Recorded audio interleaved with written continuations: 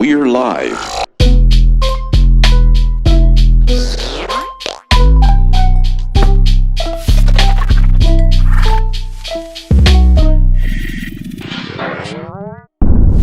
That's paint.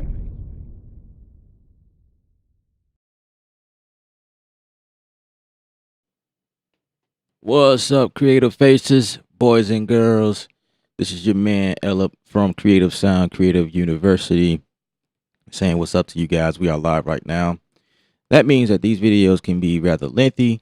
If this is your first time here, please consider subscribing to the channel because we do this all the time. We go live, we make beats fresh from start, from scratch. We usually use Studio One. From time to time, we jump into Ableton Live, but that's really the only two that I jump between. Sometimes I mess with Bitwig, which is the same as Ableton. But anyway, most of the times it's Studio One. So everybody know me as a Studio One guy. When you see me use something else, it don't mean I move somewhere else.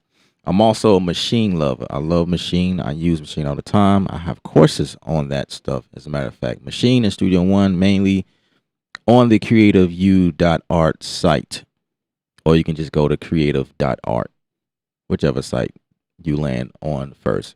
Kreatve.art.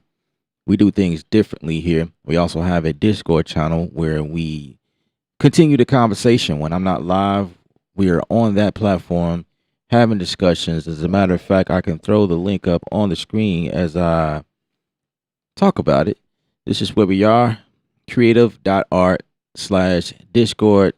Wanted to get this out of the way because once we start creating, we're going to get into it. This video is specific towards Ujam. We're going to just take a dive into their products and just create a beat or beats, depending on how I feel, using only Ujam products.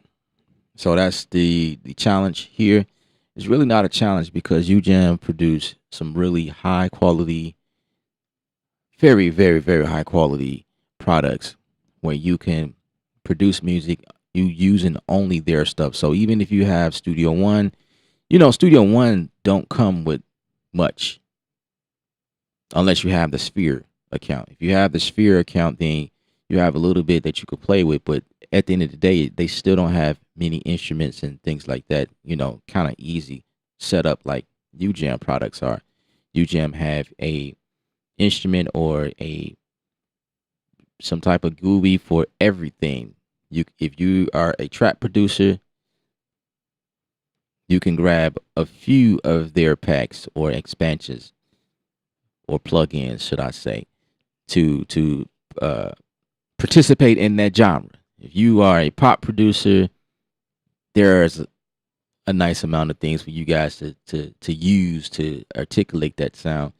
If you're EDM or hip hop or whatever, orchestral, they got stuff for everybody, which is why I rock with UJam. There is a affiliate link in the description of this video. I have to let you guys know that because, again, I try to be very transparent on this stream.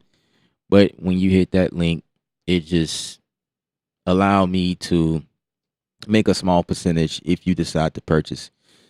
The newest on the block right now is the virtual piano. It's the Piano Vogue, which is the newest product that they released right now. We went live yesterday, the previous stream, episode 230, right? Kreatve Session 230. And I fell in love with the piano. It was immediate inspiration. I went a few directions because I got distracted. I couldn't even go through all of the presets because it was so dope. So that is how dope UJam is, and I don't really talk like that much about anything. I just go and create stuff and just do my thing or whatever. But UJam have, like I say, they have instruments. They also have effects. If you using other things and you just need effects, UJam also have effects. UJam is like your whole is like your entire production. Your whole is everything. You got instruments you can play. You can physically play. I've gotten that question asked yesterday. Can I play my own? Because UJam do come with a lot of playable like things that a lot of the instruments play it for you. So you hit a button or a note and it plays. Strum the guitar or play a drum pattern or whatever. Yes, you can. There's a mode, and I'll show you guys that. There's a mode where you can switch to the standalone, should I say, or one shots, or an instrument. From an instrument standpoint, like the piano, for instance, you could switch between instrument and the chords. I can't remember what the other mode is, but again, we'll go in there and play around with their stuff, right? So but without further ado, let's just dive into this here. I was gonna say let's go to the comment section, but I don't have any comments yet. I'll do the best I can and keep an eye on the comments as they come in. Oh, the first comment. I just thank you, sir. We finally got a comment. What's up, J Beats? You are the first to comment. How's it going?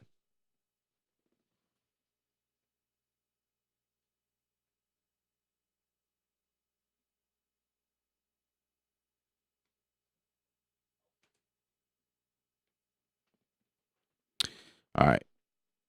So let's dive in.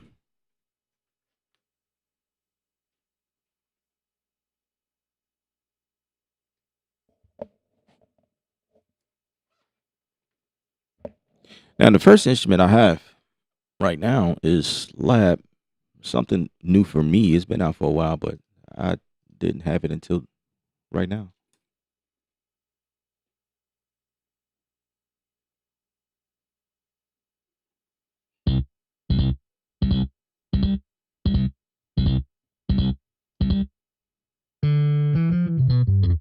Okay, so what I was saying earlier was you could switch between player and instrument. So that's what it is. So right now we instrument, I can play my own chords.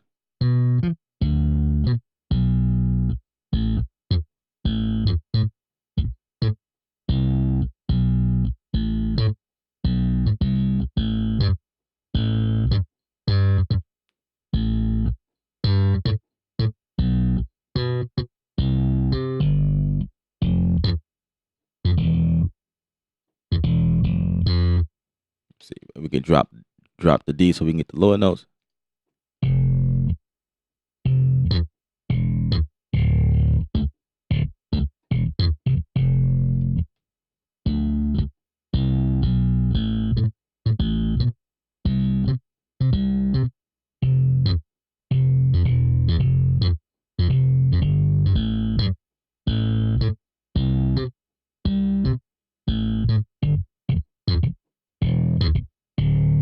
I'm not a keyboard player, so bear with me.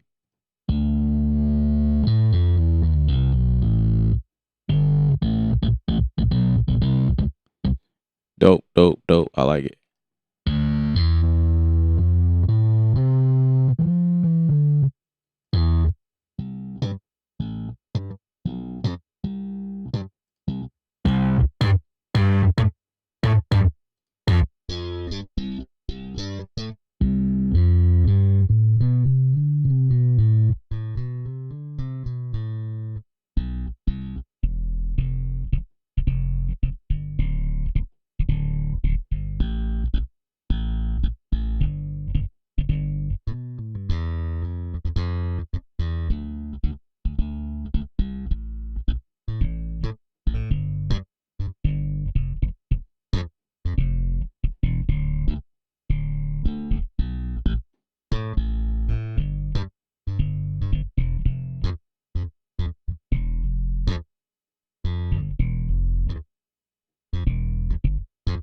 You know what I'm saying? And then, if you can't play the guitar, the whole point behind these type of instruments is that they come with players. So they cover a wide range of genres, right?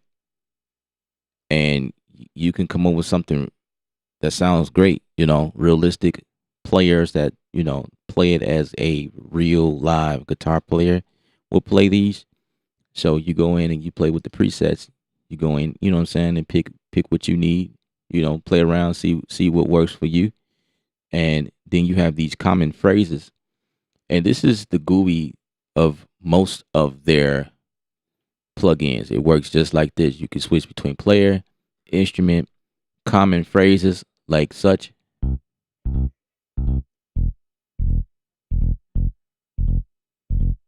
And that's just me pressing one note. I'm not doing that.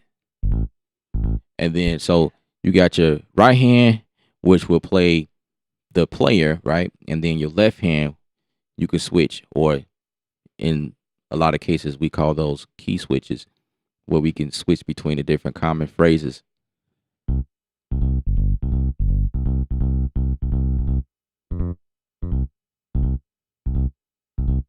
You know what I mean?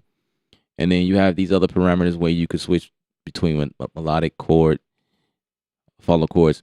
The cool thing about it is that when you buy the ujam stuff, you buy one, you kind of know in terms of workflow how most of them works, because they are kind of set up the same way. They have some really cool designs, I must say.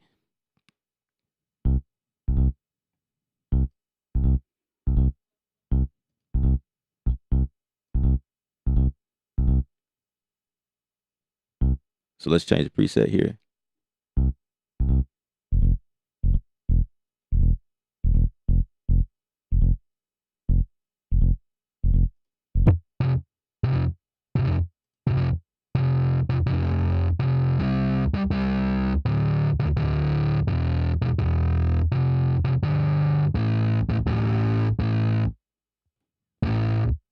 So look.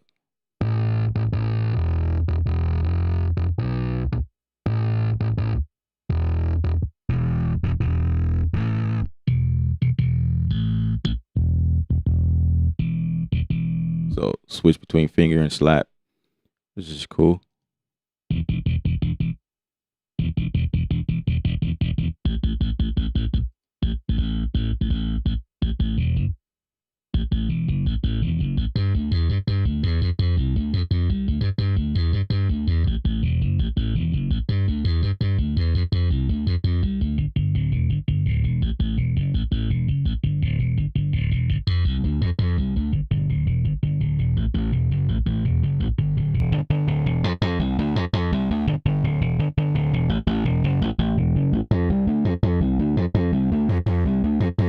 And then it have other parameters in here, effects, things like that. So this is your finisher. So most of UJam's effects is considered finishers, and we will go to some effects. But if you are in Studio One, the extra cool thing about this is that I can save thumbnails. So this is how you are seeing a thumbnail here on the side in my browser. So that's one cool thing with working in Studio One. And then all I have to do is just drag over my instrument.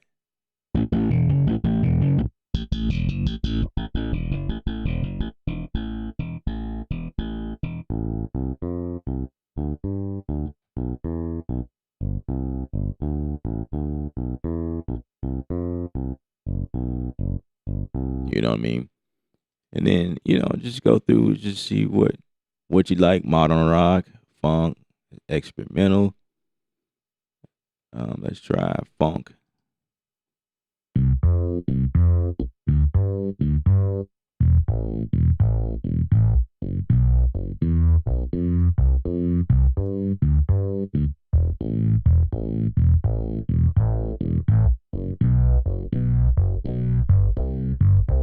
And then your pitch bend and your modulator wheels become effects too.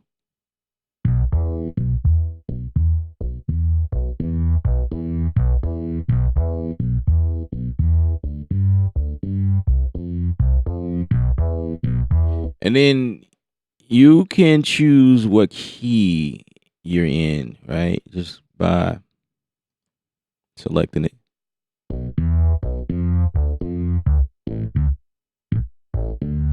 So you can make the playing style fit whatever you're doing. No problem.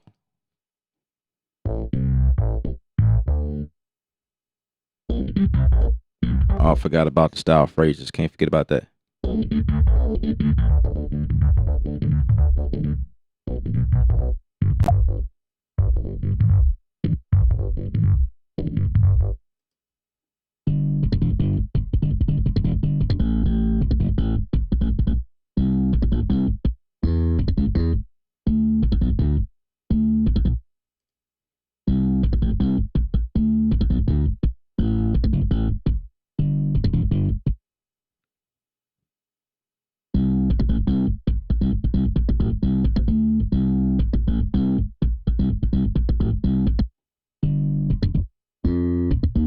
Let me see.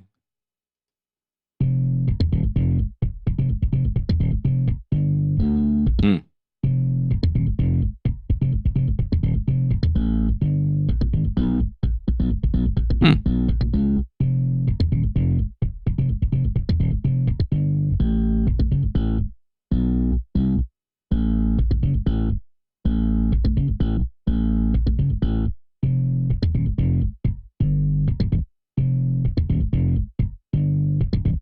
Okay. Where is that button? The sync button. I wonder if it's one inside of here. It might be up here. Yep. So hit the timing, and then this is no on. So I want it to sync.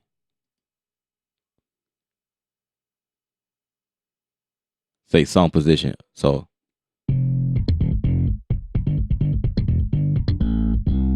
okay, so that's better.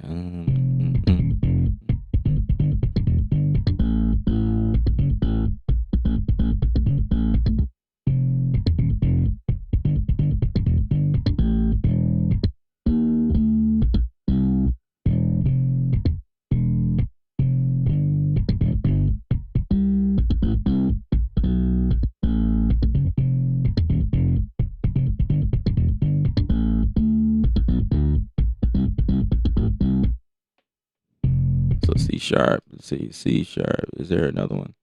C sharp.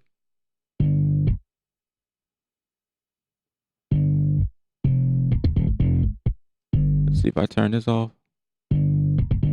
Oh, so melody the melody when you hit the melody, it plays a melody like it's got several notes involved. If you take it off, it just plays one note.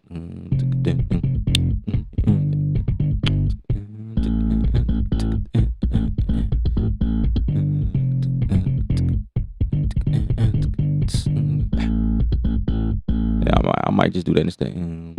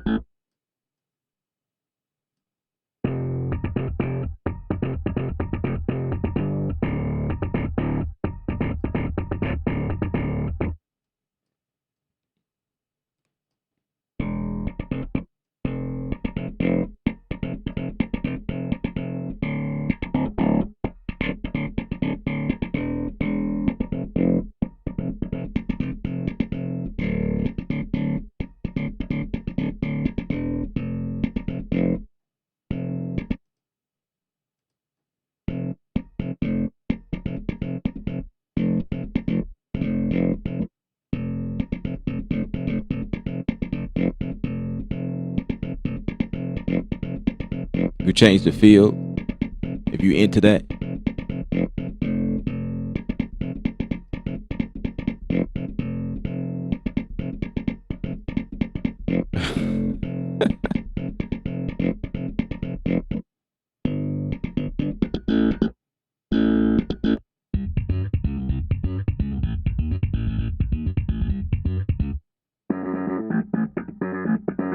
Hmm.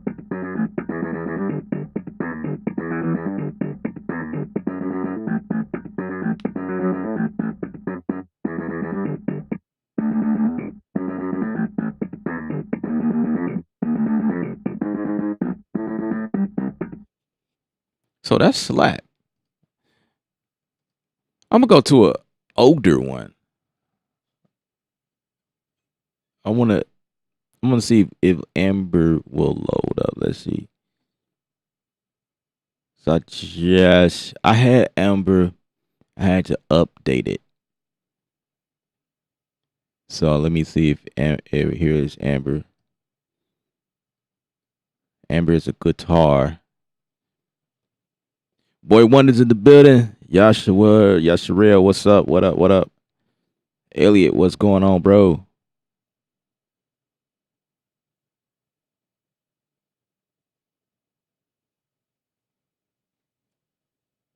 Thumbs up on the video, guys. I really do appreciate it. We got 7 people watching and only 1 thumbs up. Shame on y'all. Shame on y'all.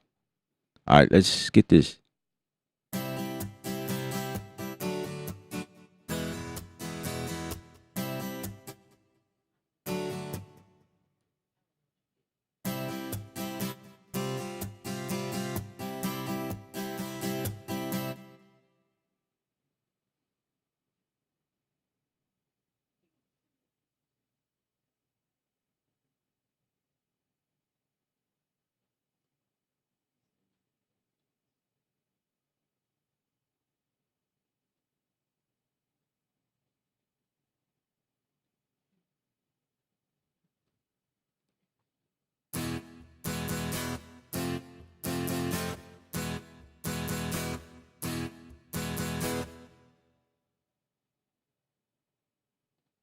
Hang on, guys.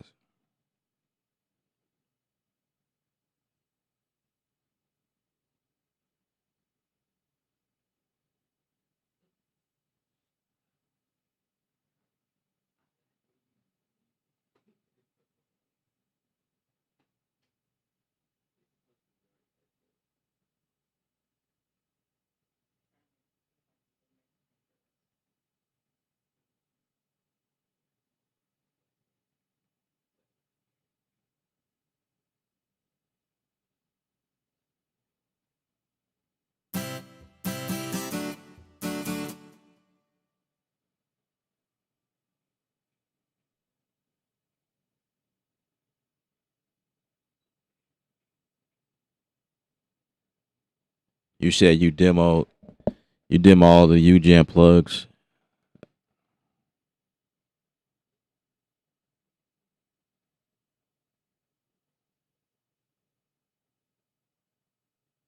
I mean, okay, yeah. I mean, if you demo any of this stuff and it's not for you, it's not for you. Everything ain't for everybody. Just like Studio One, it ain't for everybody. It's not. If it's not your thing, it's not your thing. You know what I mean? But like the amount of money you pay for this stuff, for it to do what it does, I think it's pretty good. You know what I mean?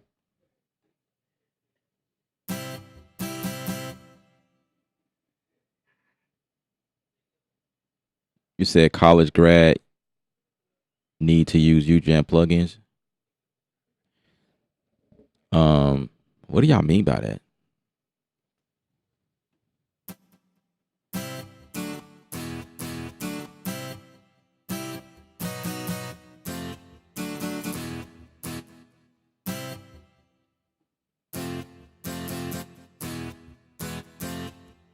Now this plug don't let you. It don't switch to the It don't switch to the instrument mode, and that's one thing about this one. This is how they were doing things, and then they switched up.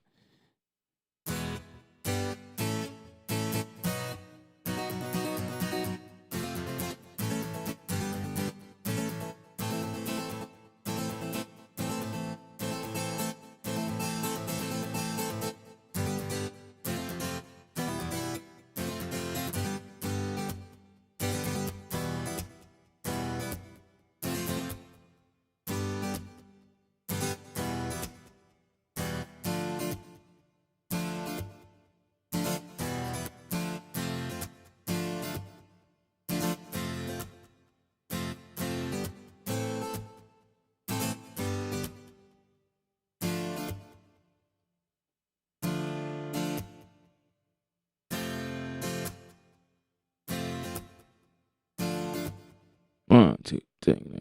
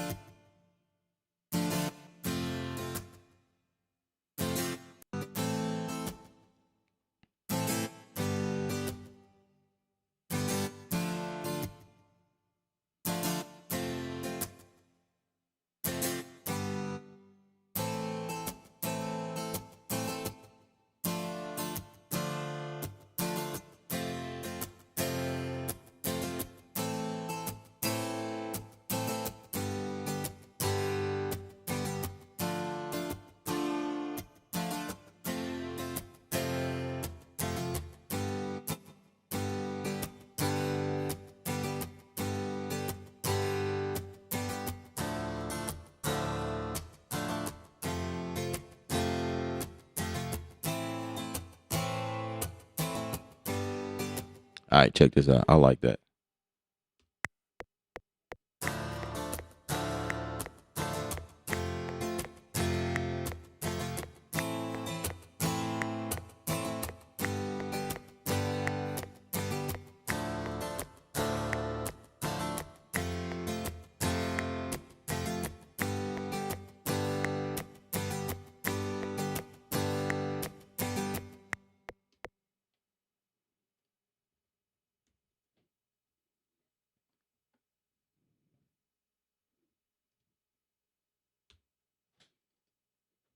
Let me show y'all how this stuff is done. Show y'all how y'all can use this stuff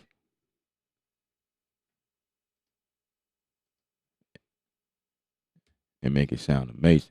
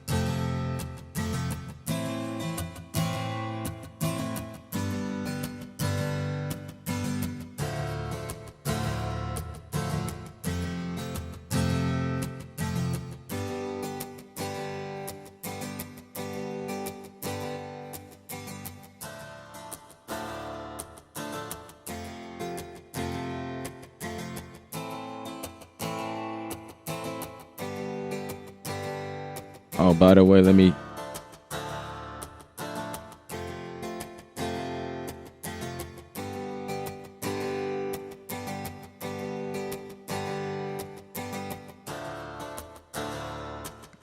Okay, let's play with Brute. I ain't played this. Some of the stuff is my first time playing with it because I ain't downloaded the stuff yet. I just been dragging my feet on it. So we here. We here now.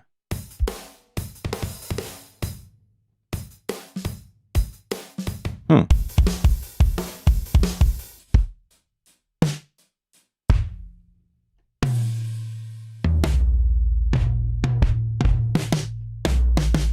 This is okay.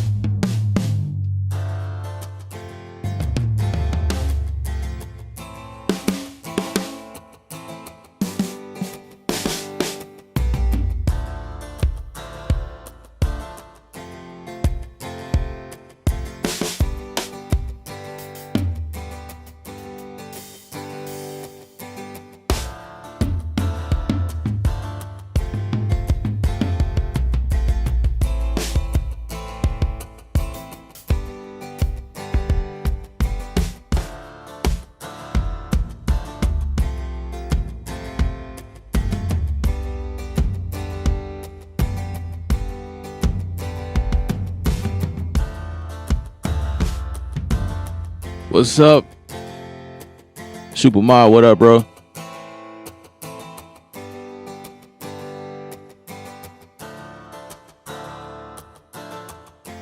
You said, do you need a college degree to use? Yeah.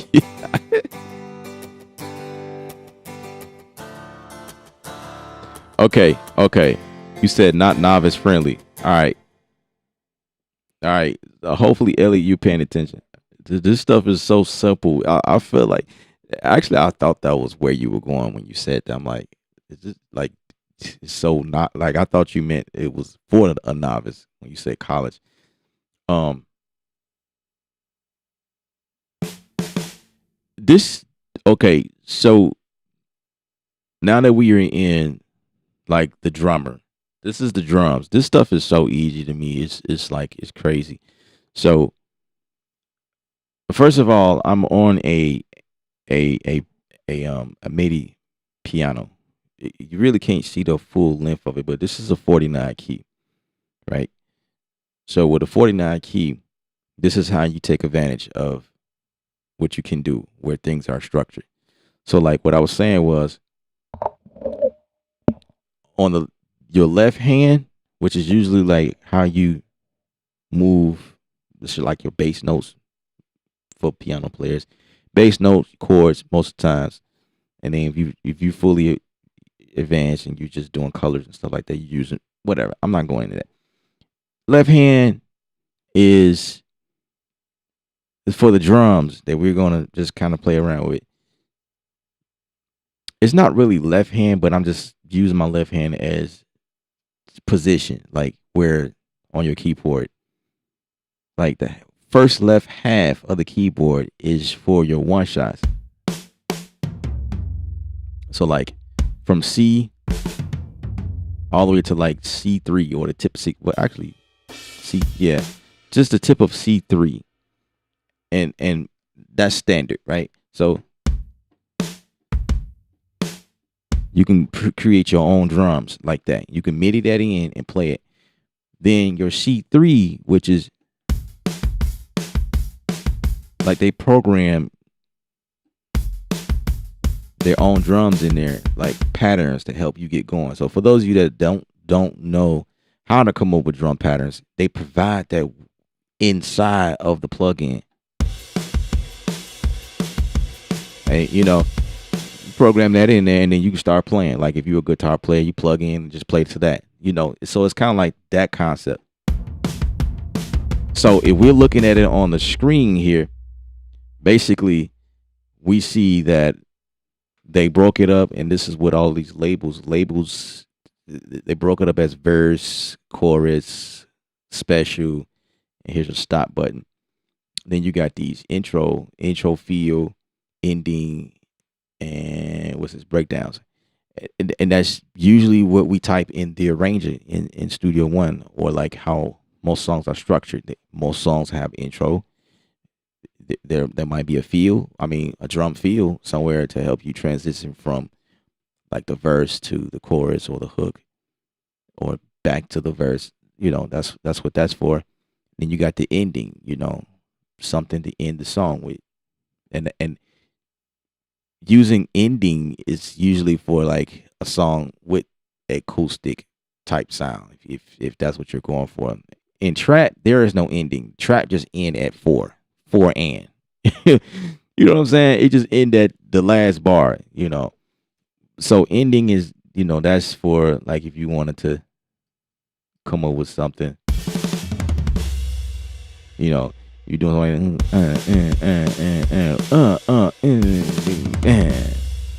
you know, commercials, right? Commercials need endings, and so that's good that you have that right there.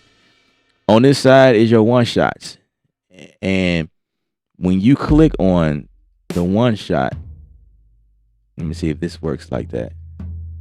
No, actually, this one's different. There's a couple of them. There's a few of them where you have to press on the actual key, and it allows you to switch between different one shots. But this one is labeled down here for you. So at the bottom, you got the kick, you got the snare, you got the toms, you got the hi-hats, you got the rad. And basically you get three. So like for my kick, actually you get, what's this, 5. I can switch between A, B, C, D, right? And then for my snare, same deal.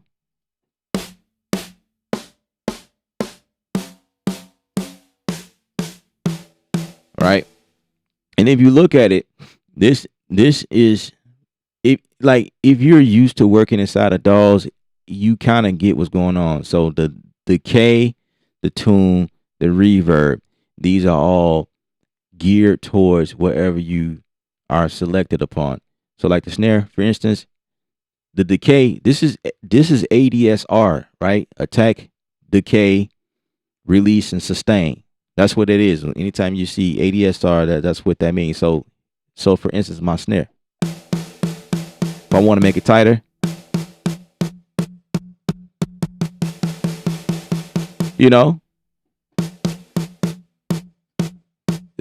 if I want to tune it higher or low, if I want a little reverb, well, let me turn the decay back on. I don't hear much reverb going on, so I don't know. All right. And then next to that is your individual or master. And this is for routing. Now, routing can be difficult, but for those who want to route the drums out separately, you could do that. And this is the reason why I like Studio One, again, because when I do that, I can route this out and say, I want the snare to come out on its own. And then I come up here and say, yeah, let's get this button right here. Let's get this snare out. You know what I mean? And I can open up these lanes, and now I can get everything individually. I feel like this is the most easiest plug-in ever because everything is in your face. All this stuff here in between is just the effects, right? Right?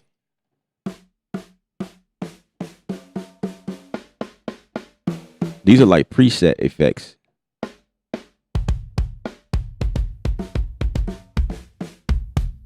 Right? That's all this is. It's just the design makes it look different.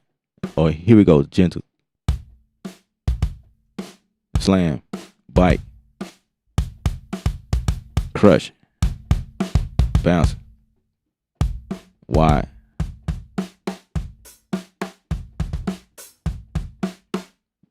And then the master here is like, now looking at this, it reminds me of Ableton, because like when you load up Ableton, it already has a reverb and like a delay at the end. So this is your master. So if you have everything coming out as master, like most of them are, like your tom, your hi-hat, your ride, your crash, everything is going to be routed to master by default. That's the only time you can use these master effects here. This is your reverb, your grid, your maximizer, which is like your limiter. So like for instance, right?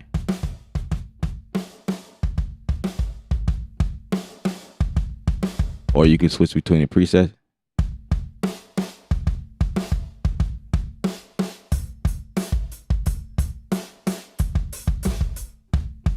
I'm trying to do this with one hand.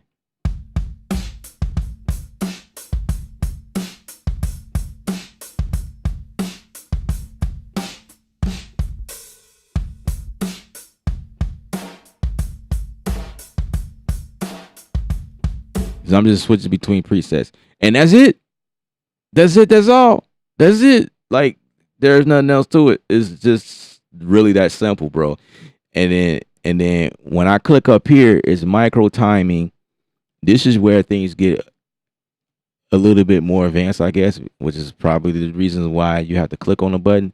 But anytime you come back here, it's only when you are messing with the presets, the player presets. So for instance, I'm hitting one button. This is the only time that this stuff becomes useful, because now I can say I want it to be tight, or I want it to be loose, or let's make it swing.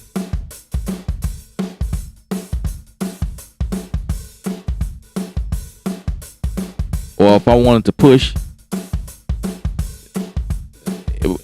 when you say pull, sorry, that's pull.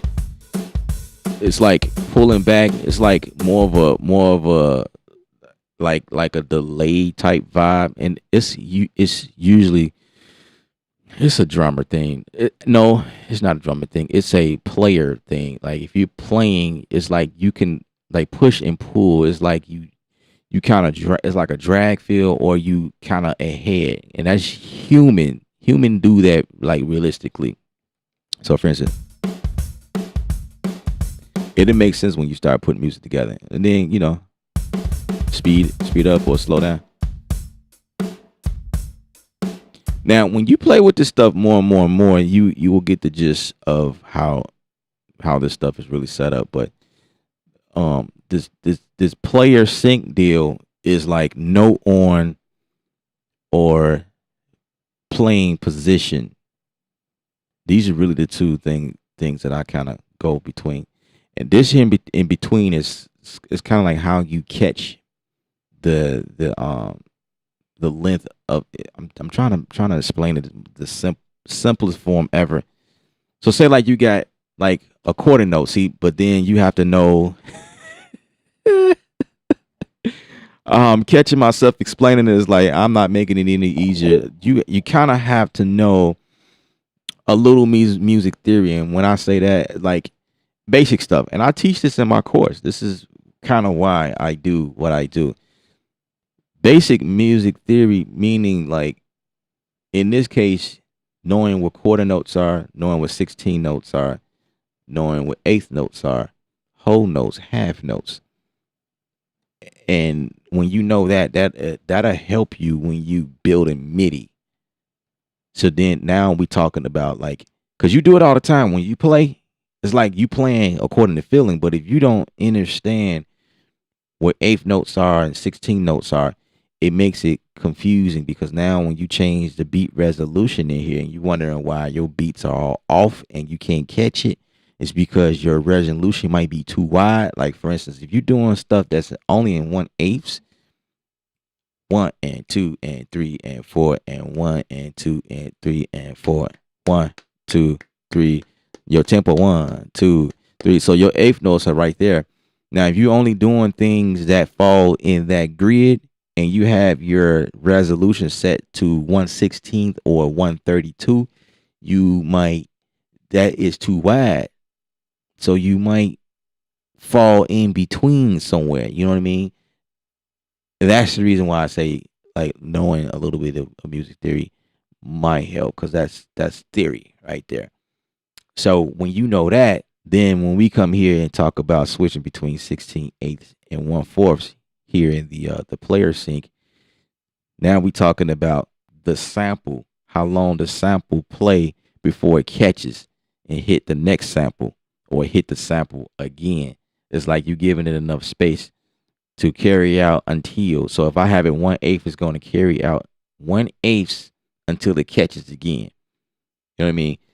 I guess that's why it's simple to me, because when you know that, you get it. When you come in, you see this stuff like, oh, I get it.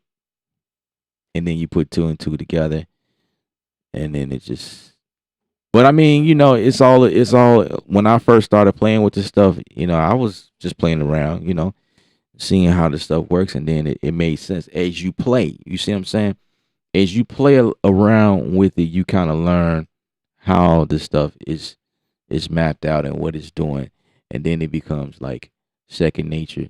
So hopefully that helped. Hopefully I didn't confuse too many people. Let's go to the comments and see how many people did I confuse. Raise your hand if I confuse the crap out of you.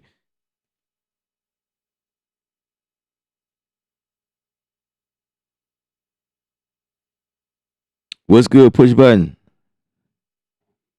803. Ujam Masterclass. Man, I'm just trying to help people. I guess.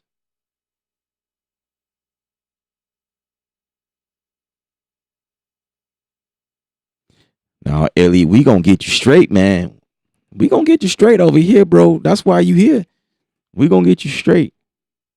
I'm gonna explain it. If it's confusing to you, I'm gonna break it down, bro. I have no problem with breaking it down. I have no problem. You know, like I say, this is why I set up courses to break stuff like this down all the time. And then these live sessions is why I do what I do, so that you guys can ask questions, and I'll break it down. No problem. No problem. Cause I'm gonna tell you this. This is probably the most simplest plugins and kind of advanced at the same time. So I get what you're saying when it's like everything in one plugin, but it's laid out in the most simplistic form ever. Because if you play with some other plugins, you know what? I don't even know any other plugins that is like set up like this. It's like, this is crazy. So I'm gonna go to another plugin that might be similar but different.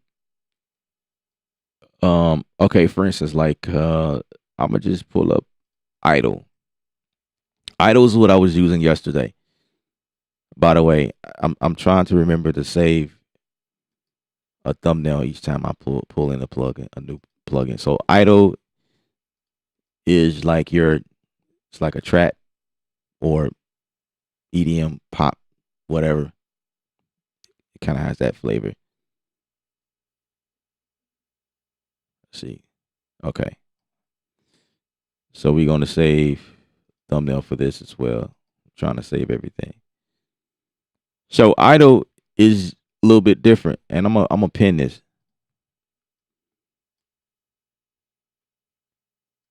So we got these two here, but they the same.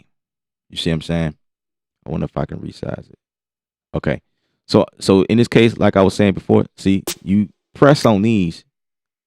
When you press them, then these parameters down here changes to reflect what you press. Bam. So now we on tom. So now when I press tom on my keyboard, I can change the decay, change the pitch, or change out the tom. You know what I mean? So it's like an easy way to change out real quick right down here. So there's a bunch of presets you can go to. Yeah, absolutely. And they break them up in genres. Okay, here's your pop, here's your disco, hip hop. You know what I'm saying? You can do that. But what if you just want to change something up real quick? Like say like you like the you know the snare here, but you didn't like the kick. Okay, let's go to the kick right quick and change that. Let's, you know what I mean? Boom. And then this right here is this, like I say, this is just the player here. It just plays the style or plays these instruments is really what it is. So if I go like to C3 and play with these, you know what I mean? Now with the other instrument, which was the guitar or the new piano that Ujam just dropped, you have to actually switch between player and instrument. And in this case, everything is laid out for you. You don't have to switch anything. It's like, here's your player, over here's your instrument. Right? And but over here, and then I can go and change the style. See, this is what this is, style.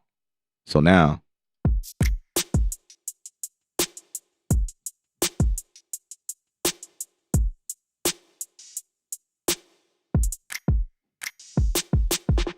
you know what I mean? Change style up again. So all it's doing is just changing the style. It's like patterns, right? It's just changing up the different patterns that's preloaded here, but these instruments, the instrument is the same. You working with the same stuff. These are all your one shots down here. Same stuff, but it's just on this side. If you choose to do that, then you have those. And again, same thing applies down here, or you can adjust the volume, so you can kind of like mix on the fly in the plugin itself. So say like you feel like the kick is too high, turn it down some, or maybe the snare. Bring the snare down some, bring the kick back up. You know what I'm saying? If I want to change the pitch.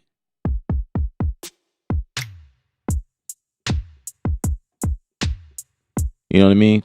That's what I be doing all day. And that's really the gist of it. And these, of course, these are your effects or your finishers or whatever. And again, right here, up here. Now this up here, it will be confusing because I didn't get it for a long time. But if you are playing with the style, you know, the player side, this is where this become handy. You see what I'm saying? When I pull up this knob here, it just say, I only want to hear the snare. So it's like between the snare and the kick. Now this becomes really cool for like when you're doing those songs where you want the kick to come out, like creating variations. I only want the kick. Boom. So you could look at this as like a DJ mode. You know what I mean? Like, okay, cool. And the cool thing about all this is that Studio One recognizes it as a automation. You see, aftertouch.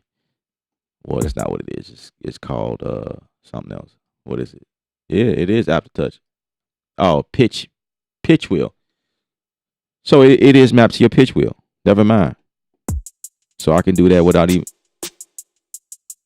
So this is your pitch wheel, and I'm guessing the other side is your modulator. Oh, way over on this side. Okay. So that's your modulator wheel. You know what I mean? So this is just your effects. I control how much of it.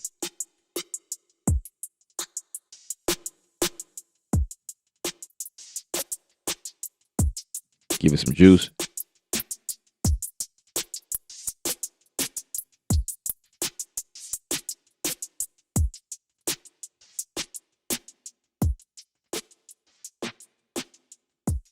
Change out the kit.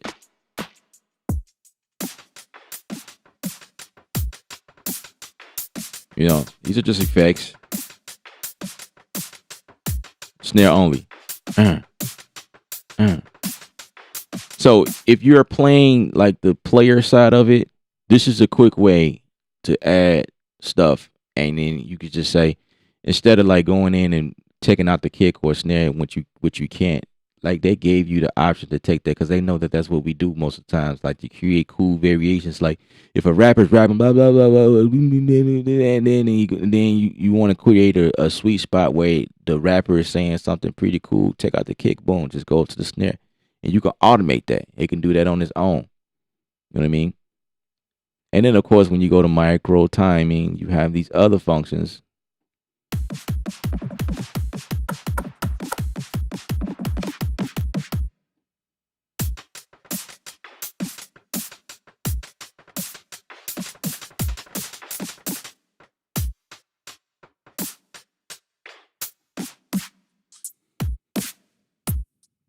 Yeah, you know, do what you want, you know.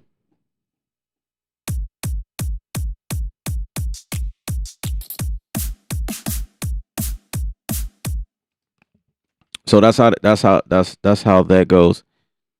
And so when we go to an instrument, you know, something like a piano, I'm gonna show you. This stuff is set up all the same. The new piano, the virtual piano, I'm gonna throw this in here.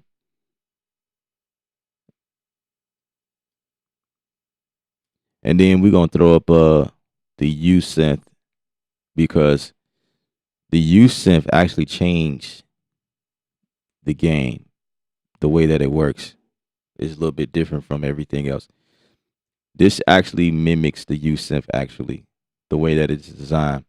Again, but don't let this design don't let it intimidate you because it's the same stuff, the same setup. First of all, let me save this as a thumbnail.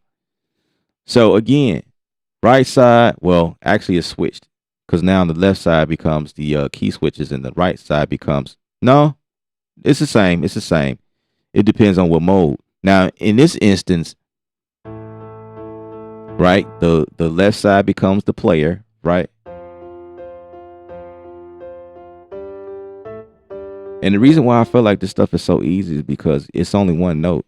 You ain't doing jack. You just you just doing your thing. And then the left side is your key switches. Change up the what's the play style, right?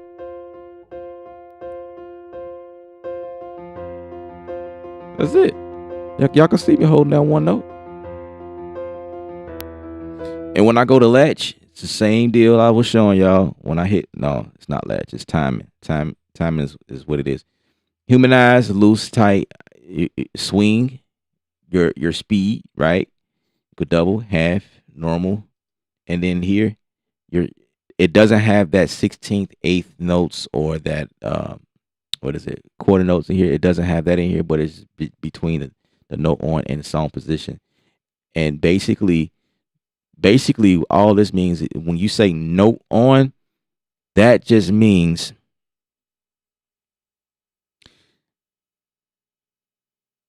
in some other instrument it's actually called latch, I think. No, it's not latch, it's called retrigger. Have you ever seen that before? Trigger or retrigger. No on is the same exact thing. Basically, it means to restart a sample every time you hit the note. So if a note is doing like a pattern,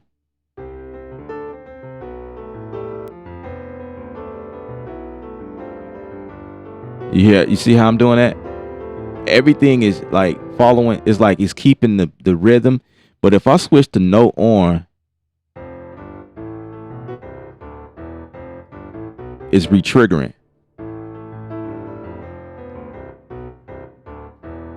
You know what I mean? So that's all it is. So in like if you want to keep the rhythm of something and you trying to switch the notes or switch like to a different key, another key, this matters. It depends on where you want to go between those two. So that's what that is. And so I'm gonna come out of this, and then right here you just kind of control the range of the notes that you want it to play. You know what I mean? If I don't want it to play this all of this octave downward, I can just control, where I want it to play, and have a tight. If I want it to stay right there, okay, cool. If I want a bigger range, I want the song to sound bigger. Here we go. Let's go low. You know what I mean? And that's all it is. And this up here is just your effects, your finisher, and your ambient. I mean, that's it. Character. This is like your dark to bright. It's kind of what these are. And this is the same here. It's like your bright to your light. But I guess these come with different characters. It is like a little bit more creative, I guess. And then of course you have your presets or whatever. And right now there's Vogue, which is the name of this pack or preset or expansion.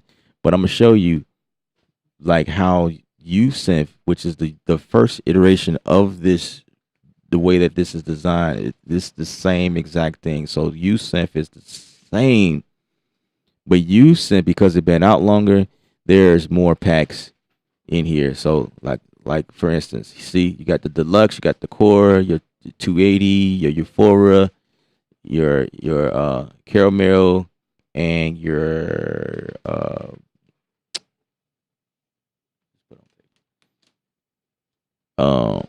yeah, so these different presets or whatnot, right? So they try to label this according to the style or whatever that like genre or whatnot, but they all are usable for anything. Whatever sounds good sounds good. So again, this one is a little bit different from the other one, the piano joint. Let me go ahead and save this as a thumbnail.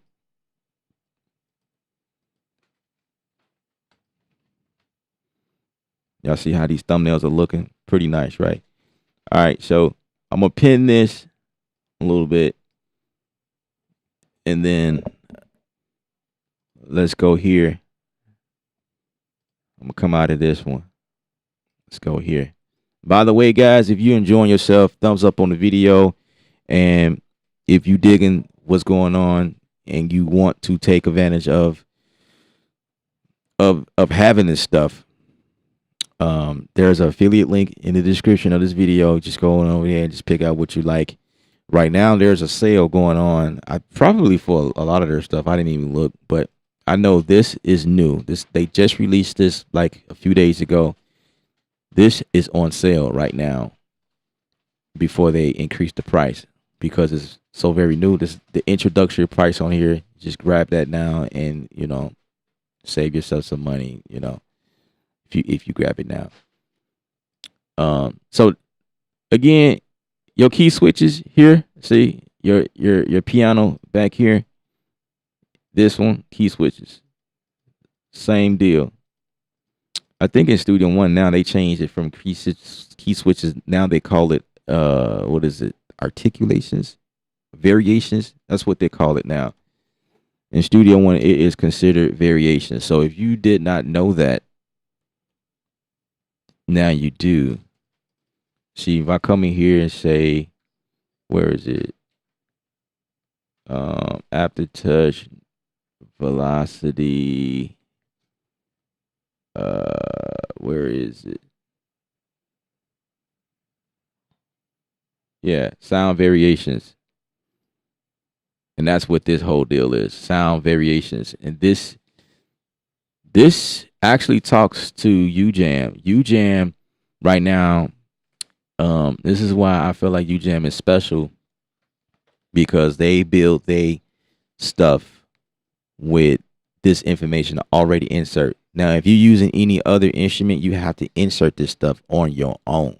You have to physically go in and create this stuff if you care about that. And if you create sound variations, that means you create yourself a preset and you can switch the stuff quickly and your workflow will increase. That's what this is about. But Ujam stuff already comes like this. You see, intro, verse, and these are like the instrument, the play, what is it? The player. See, I can even press here and it triggers. That's kind of cool.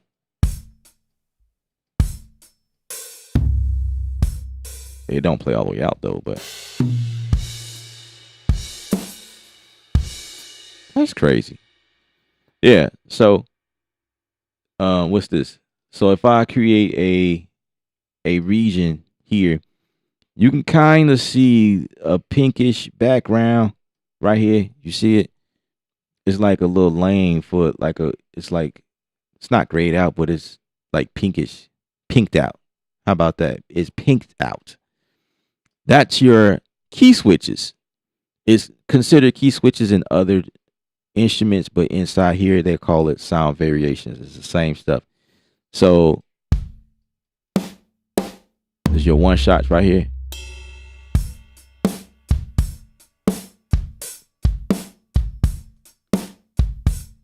Right. So this is, and then if you see, you can hover over this and it labels it for you. Like it's in there, bro. Like this stuff is cool. That's the reason why I like Studio One, or another reason. And it also, you can see the red strip here, and it's like everything is labeled and it's given to you right in your face. You know what I mean? So this is where you would insert stuff to make things easy, so you know what's coming up. Everything is already labeled for you. Let's see what happens if we go here. Same deal. Well, yeah, things are already labeled. Like, you ain't even got to second guess yourself. You can see what everything is. There's my snares. There's my kick. It's labeled. In other VSTs, it's not gonna be labeled like this. It's just not. Let's see. Like, for instance, I'm gonna pull up battery, and nothing against battery or anything else, but you just not. It's not gonna be spelled out like this. But and that's just um the power behind UJam stuff, because they take the extra time to map the stuff out, and it can read inside of Studio One. So battery, well, battery might read it. I don't know. I haven't really paid attention to battery, but I use battery a lot. You know what? Now I'm thinking about it, battery might be labeled. I don't know. Let's see.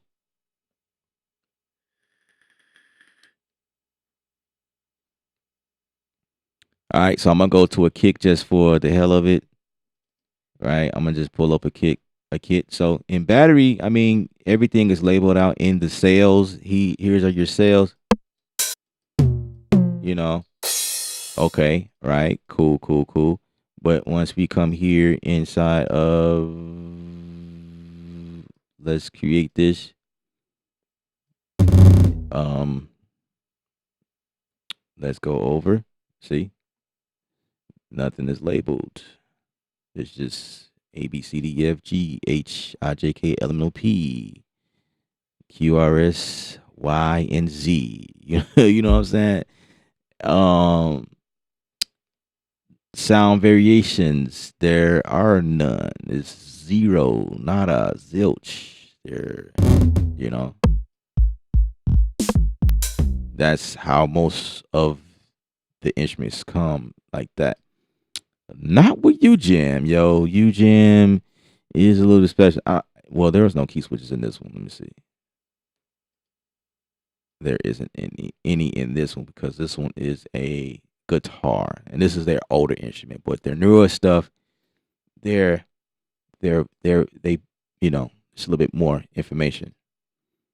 Um, what's this? The idle.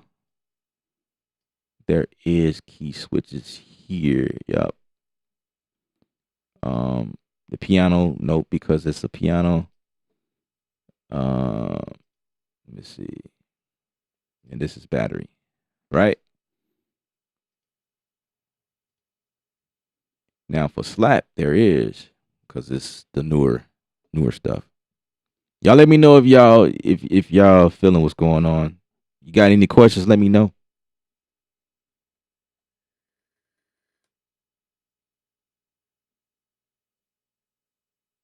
Two niggles in the building. What up, bro? Samuel Walker, man, I ain't seen you in 30 years, bro. Where you been?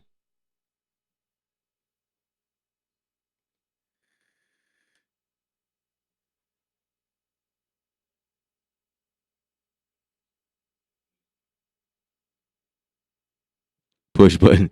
Hey man, I know what you mean by that, man. Like I seen your studio. You got like everything. Dude, you got stuff that ain't even came out yet. Sticks is in the building. What up, bro?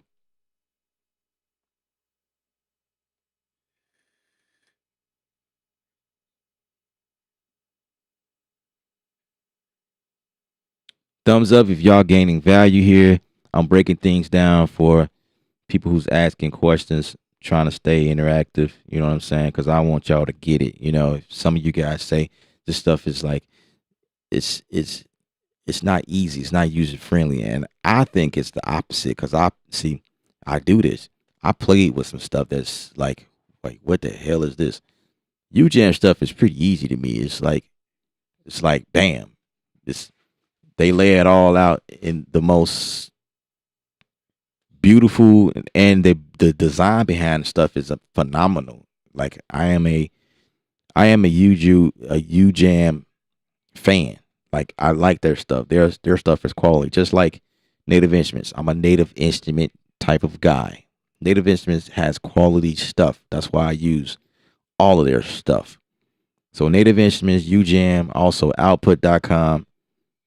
uh, They produce amazing quality, and it's like a few companies that I stick with. Like companies like that, they have quality stuff. You know, I use their stuff a lot. You know what I mean? I've made a lot of records just using between those companies. Um, just great quality design, presentation, the sound. You know, UJam is no exception. This is why we spend a little time here.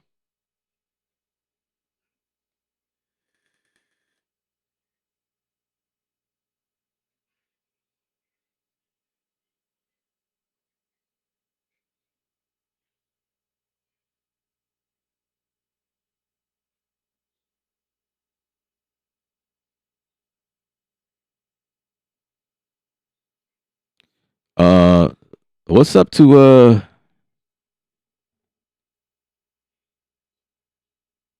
Jeb Josh? What a what addictive drums compare to it?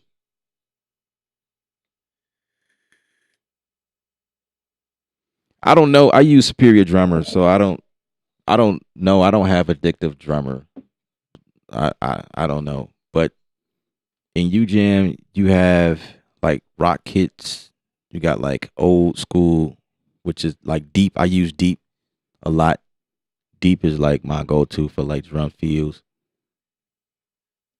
You just got to play around with it. I couldn't tell you like what it compares to.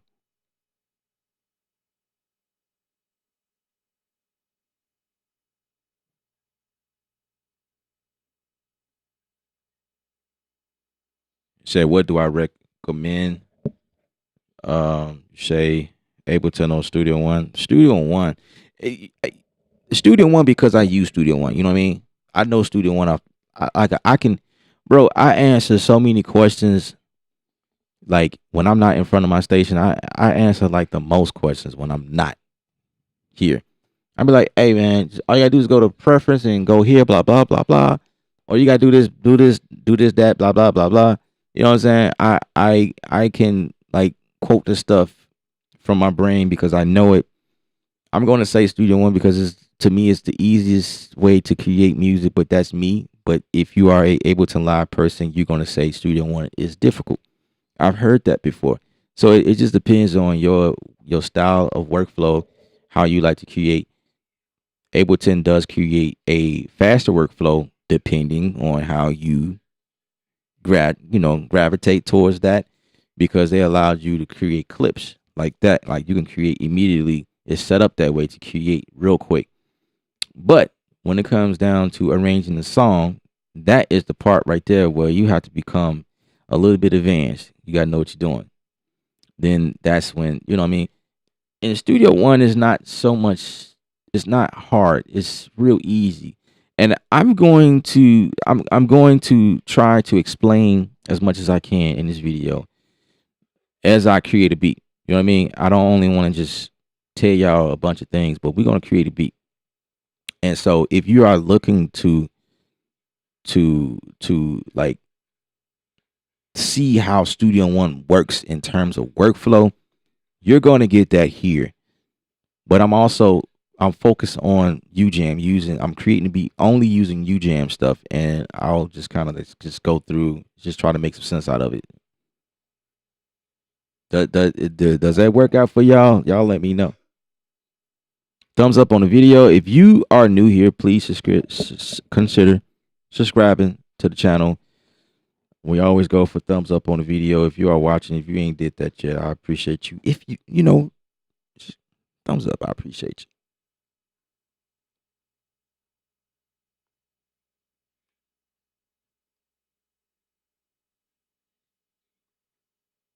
you. I like what was said earlier. Some people use it to finish a project. You know what I mean? UJam can be used, you know, on top. So let's say like you already using Omnisphere and you using I don't know, whatever, right? And then you come in and use some UJam stuff on top of it. I do that too. I do it all the time. I don't really use UJam only. You know what I mean? UJam is like an addition to the project. It just, you know, when you need it, you is there, you know.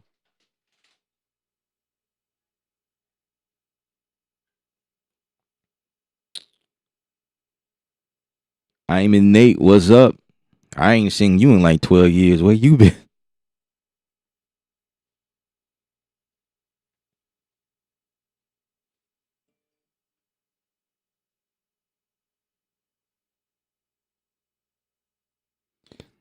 Now push, yeah. So I would agree. I feel like if you don't have to push, it's like, but see, I'm a hardware type person as well. I'm a tactile person. I like to feel the keyboard. I like to bang on the pads you know what I'm saying? I'm not a pencil person. I don't like penciling notes, you know what I mean? But there are people who do that. So if you are totally fine with that. So that's another factor, you know, in choosing the best DAW for, you know, in terms of workflow. And I feel like Studio One is that DAW that can do that because it also has patterns, which is our version of step record or step something. Step sequence. That's the term.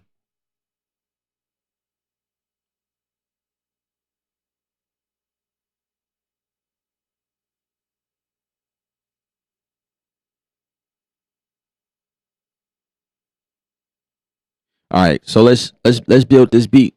We're gonna go back to it, and like I said, I'm gonna do the best I can to explain what I'm doing. So here we go.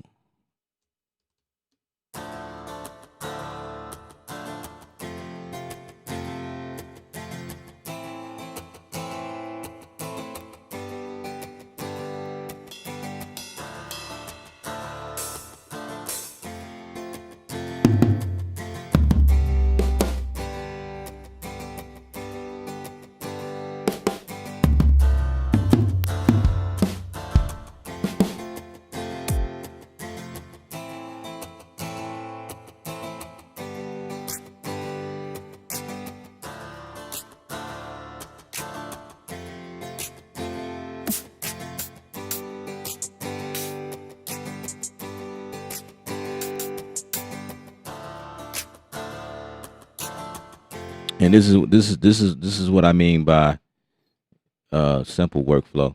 All right, let me get my arranger. Double click there. I just created my first block. Click there, duplicate. Or I could have duplicated by region, but I'm gonna show y'all when I start building stuff. It's just really that simple. So I'm gonna come here. Knowing key commands is definitely helpful as well.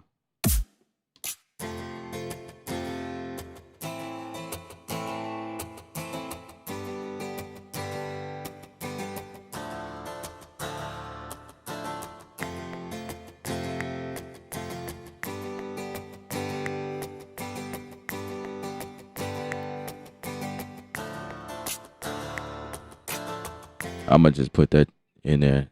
1, 2. Let that roll. Make sure it's quantized. That look good. Yeah, just like that. Oh, that's wrong. 1, 2, 3, 4. It should have repeated there. All right, so I don't know why I didn't do that. Okay, hold on. 1, 2. What is going on? 1, 2, 3. 1, 2. Okay, so okay. What? That's weird. That's what I just did. I ain't did nothing different. Okay, here we go.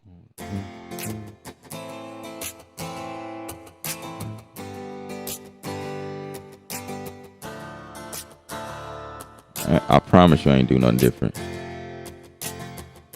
I'm gonna glue that together.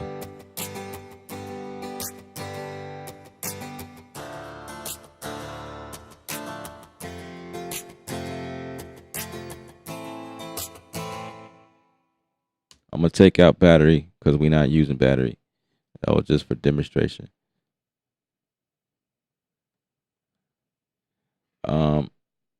I will add piano in here, but we're gonna. It was number 6 that I liked the best. I think 6.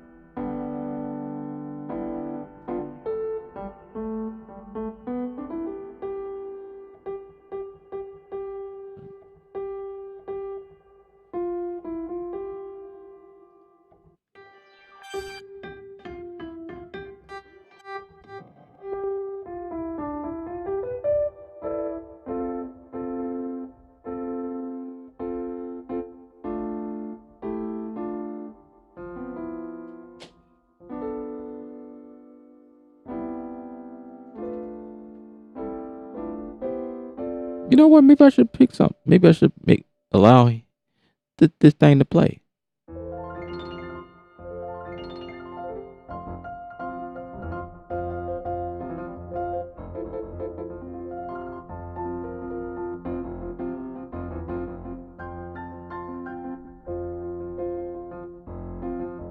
I just gotta find the right style.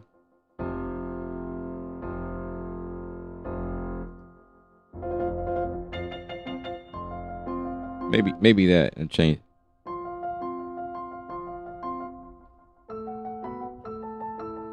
Okay, so let's pick the chord, right? So we were.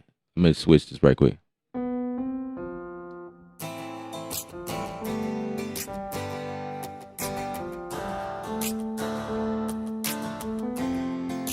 Okay, so was at A minor. Switch this. So we're in the key of A minor. Where is it? A. Well, maybe that's. Let's see. Switch to F.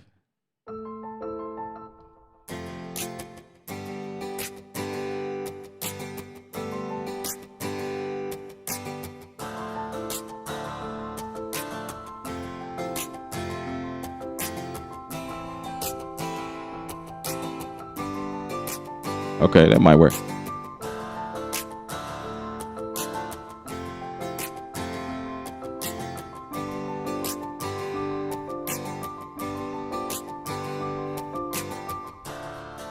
That almost works.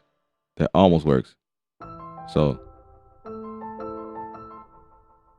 I am hitting an A minor. Let's say.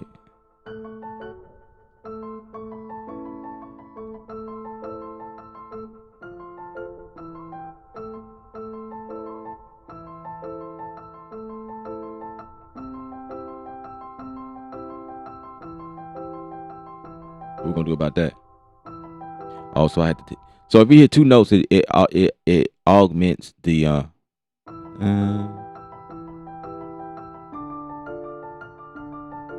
yeah. So it augments the chord. So this reminds me of native instruments a little bit. So if I hit two notes, it changes. See, that's a D diminished 7, and if I hit the F here, it takes it to D minor, like completely. That's cool. I like that. So let's see.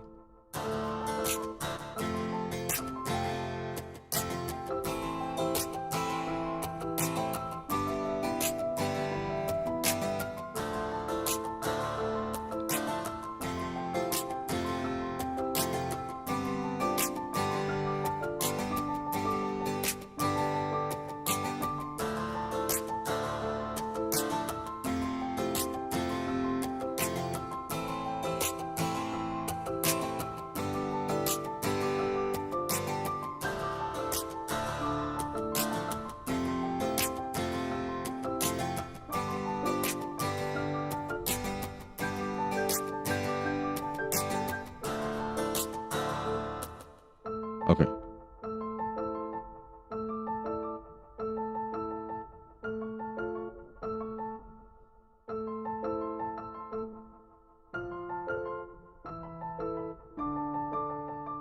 So I'm gonna have to do that. Full triad for the first note. Okay, let's do that.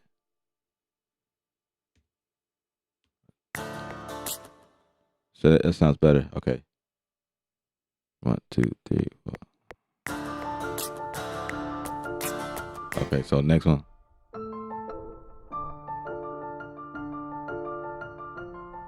So I could hit just one note, the F for this one.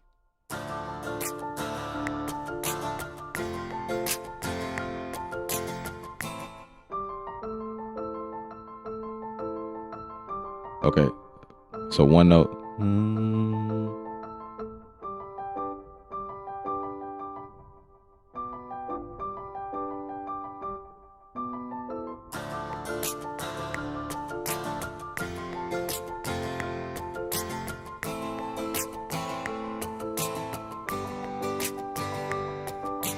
All right, so we working with Vogue. I told y'all this is my new fave right here, yo. So we working with it even more, and I'm finding out new things about it. So let's repeat this again.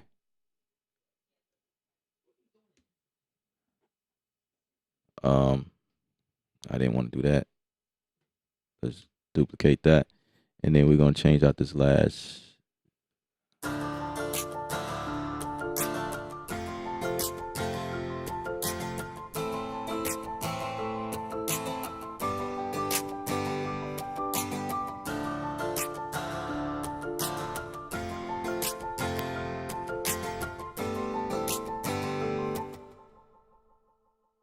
So these two.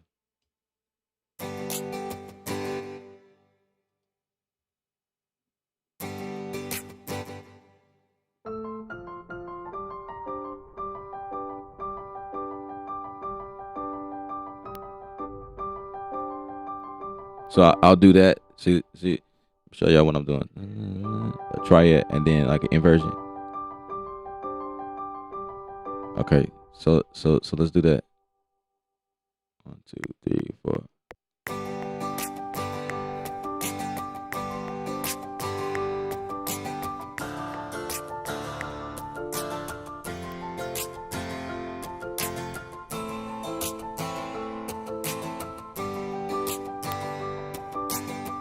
I kind of want to change this.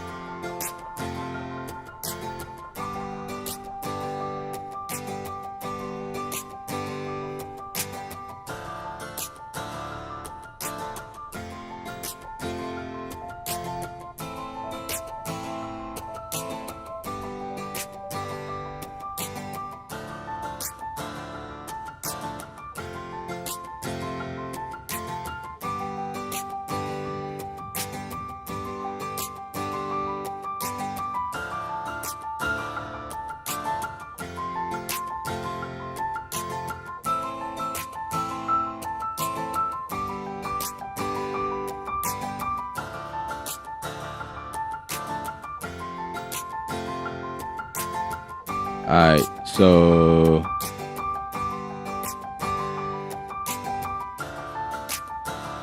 what type of drums are we gonna use, guys? Let's see.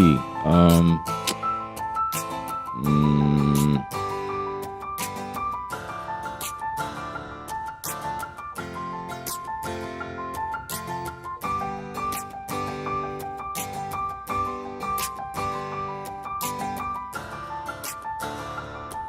could use dope. Dope got some dope stuff.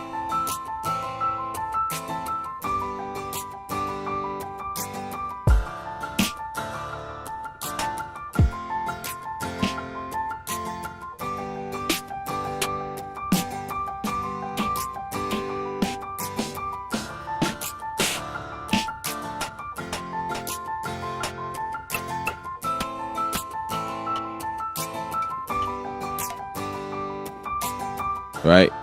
So all I'm doing is changing the notes, and because I'm selected on this, I'm gonna give it some filter, turn it up. I do want a little reverb on it, but there is no reverb. Oh, I could change this. No, I'm gonna change this.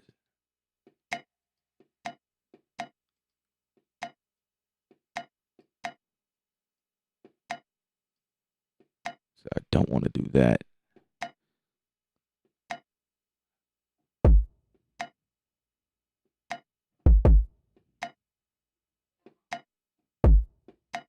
All right, well, let's go advanced. I'm gonna show y'all something. Right. So this kick, individual. We're bringing it out now. So we're gonna come up here, and I'm gonna start pushing this stuff out now. So let me see. Right. So now this is my kick, and that's my snare perk. Let's call it a perk. Because now I want to put a reverb on here by itself. So because we're using just ujam stuff, we're gonna say ujam, and I'm just gonna go for something random. Hopefully it works. And let's save the project. Also get in the habit of saving.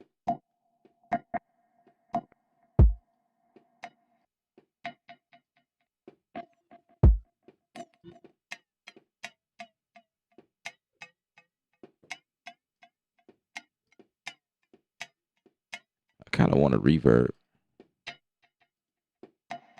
There we go.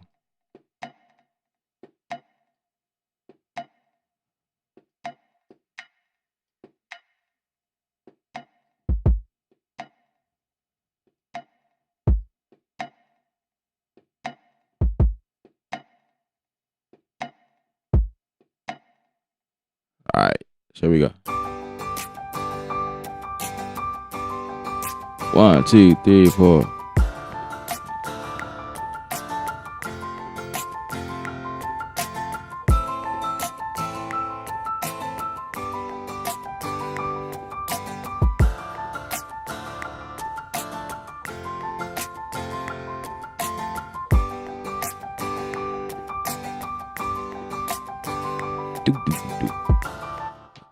Do.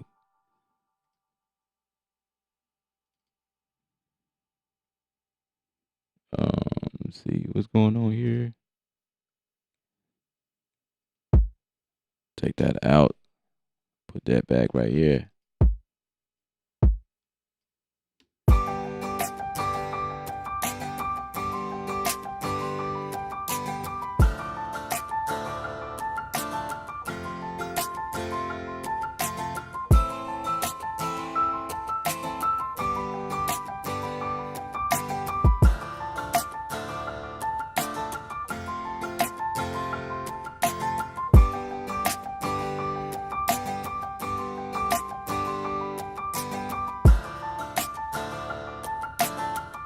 All right, let's go to the USEP and let's find a bass.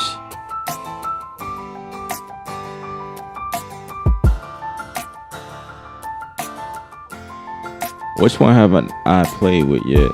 Is it Deluxe? Let's see.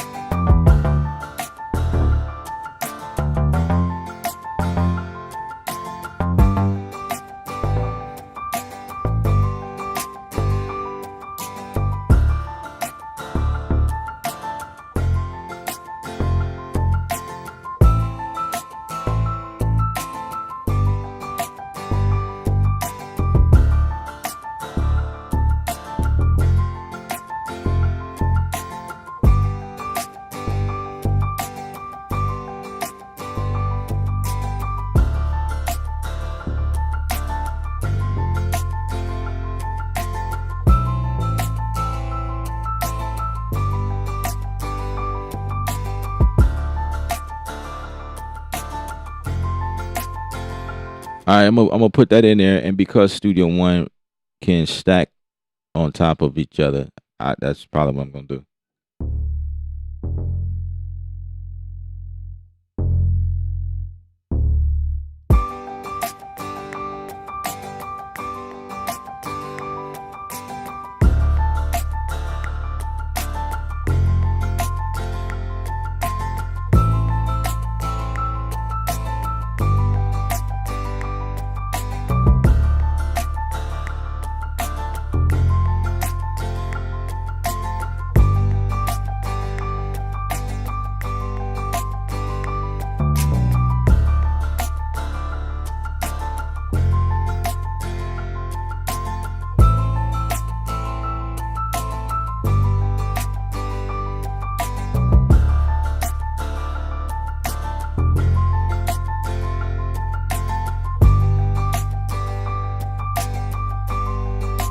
Let's switch it.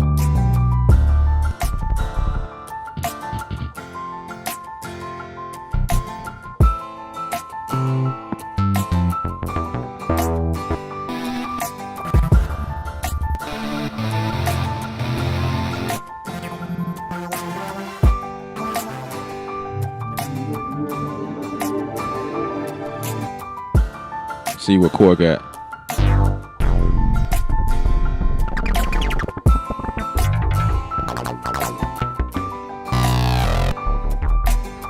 I like this one. Let's turn this off.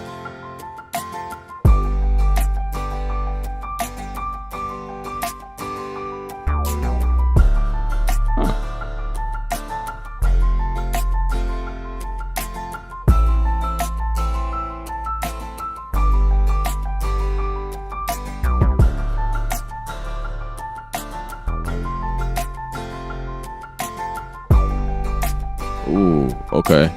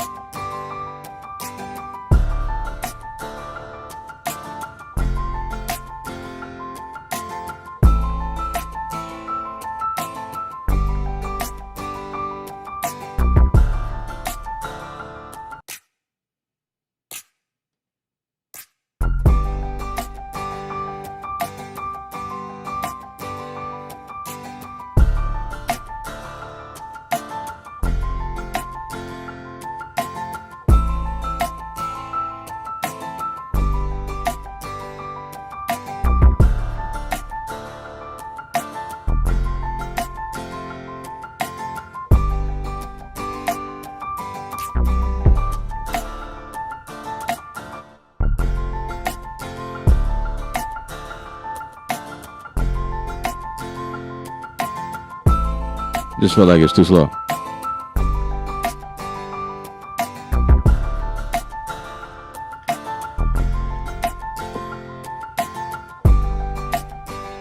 It's too fast. 70, 75.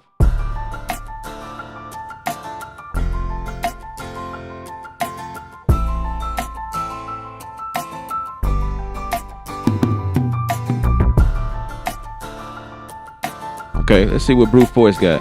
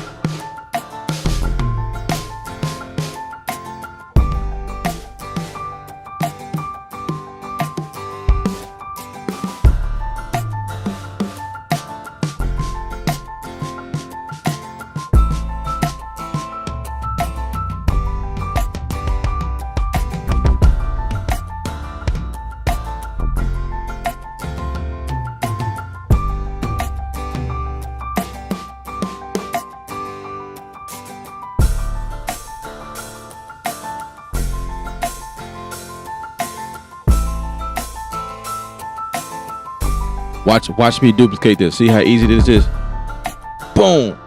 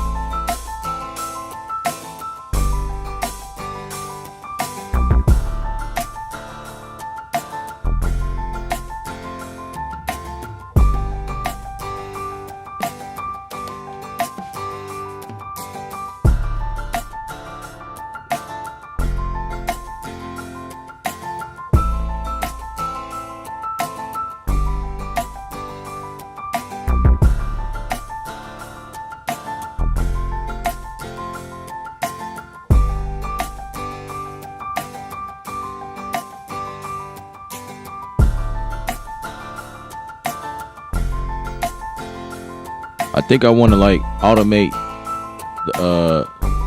it to change.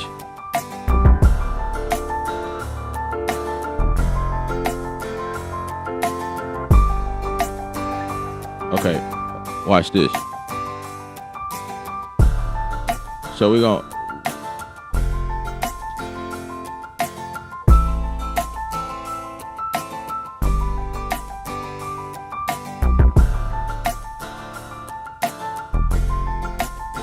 okay, hold on.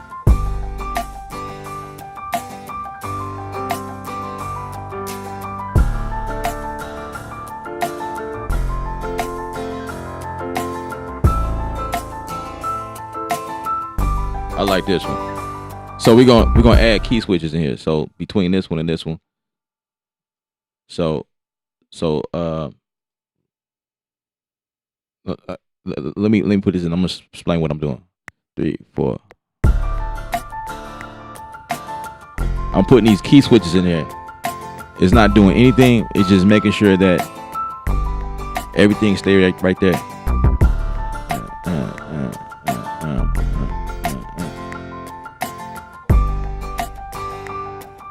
Now we're gonna switch it right here. Hey.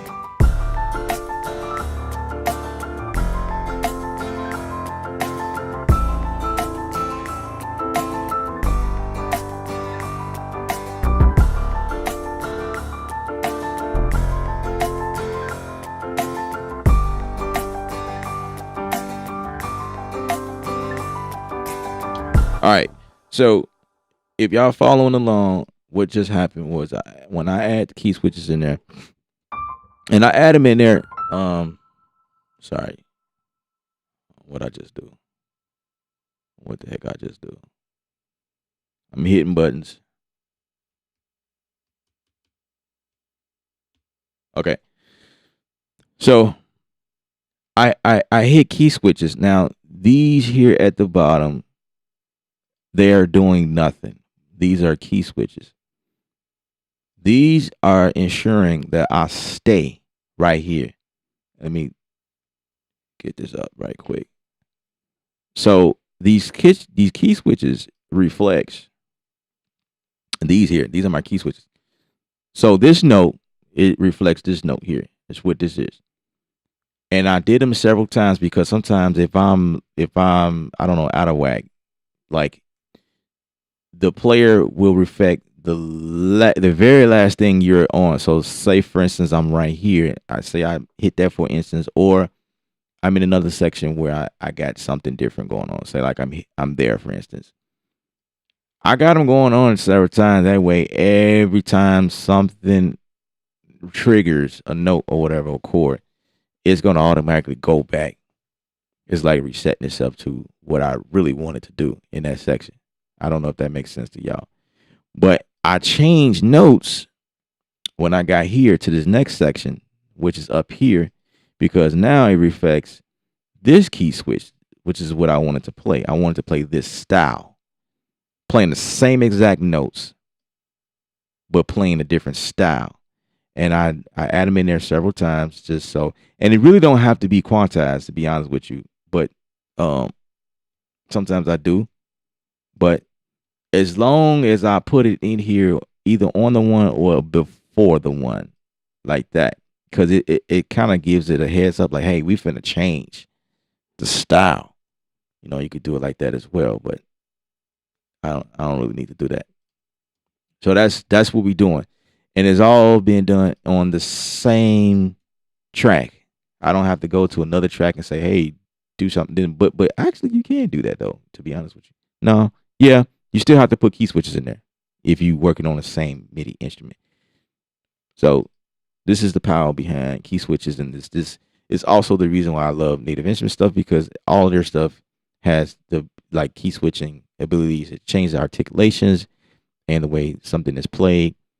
That way I don't have to have several instances of the same instrument. So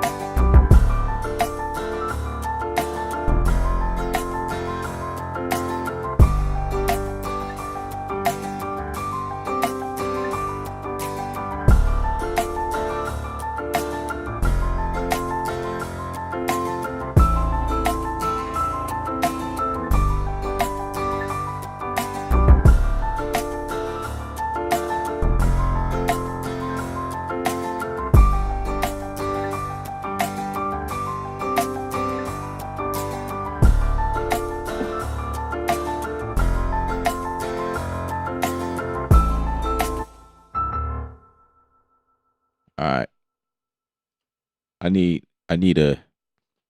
I'm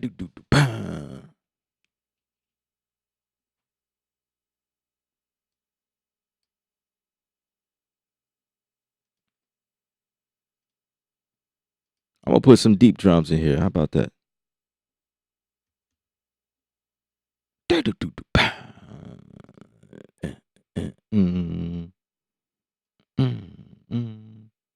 Let's see. How is the stuff doing on CPU? That's the other question. We are at 6%. 14, 17, 18. Let's call it 20% right now.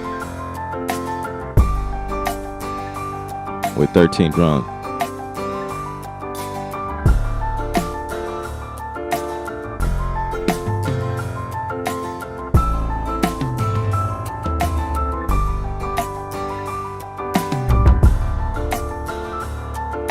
Okay, let's get this.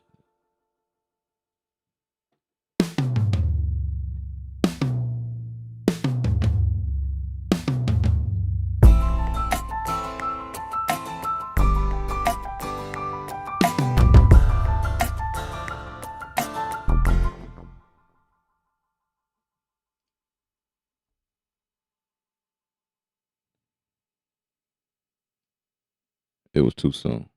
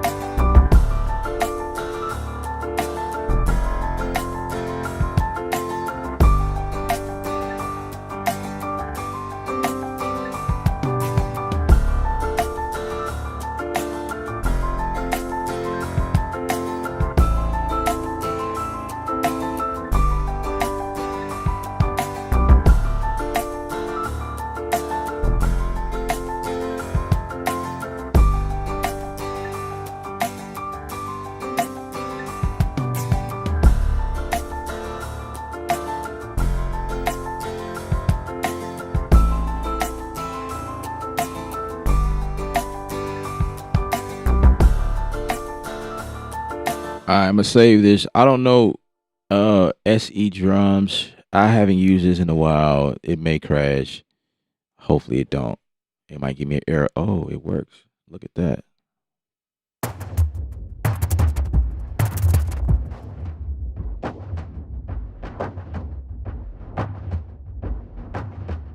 I like that. Just like that.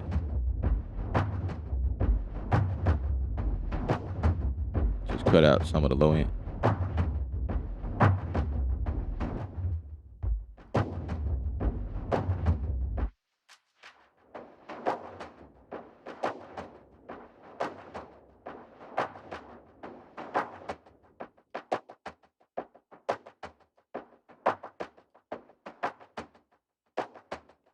All right, check this out.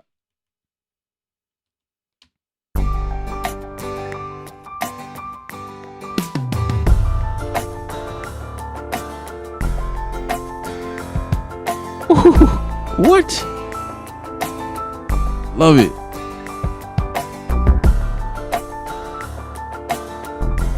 And I ain't bounced on anything yet. I should. That's my workflow though.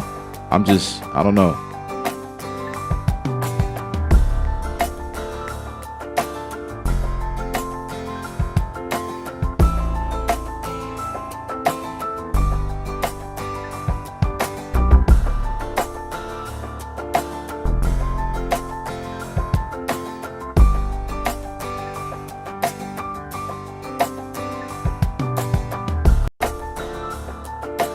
Let's put this idle in here.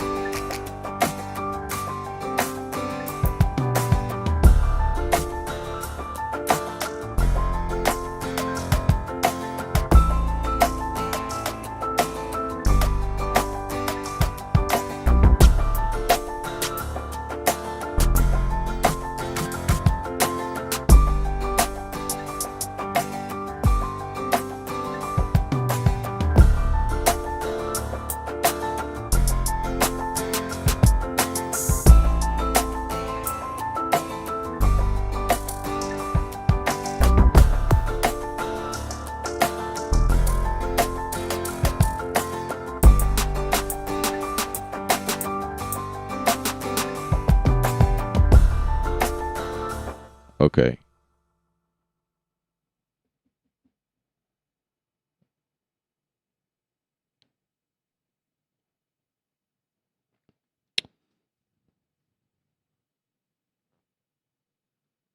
Um, I think I wanted Glory. Replace it. Yeah. Okay, so Glory doesn't work. So I got to replace Glory. I got to re-download that. Okay. All right.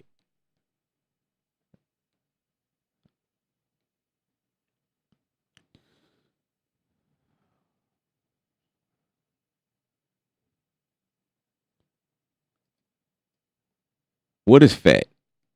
Let's replace it. I don't know what that is. I never played with it.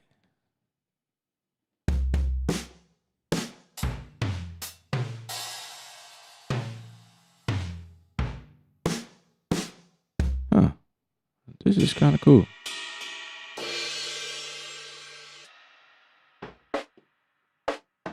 It's like a break drum deal, but it's a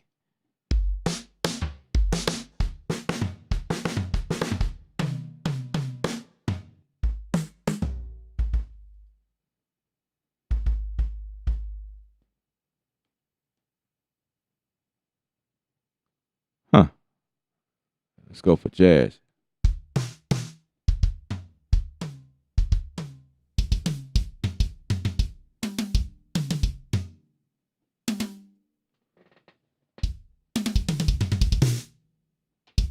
I just had to do that.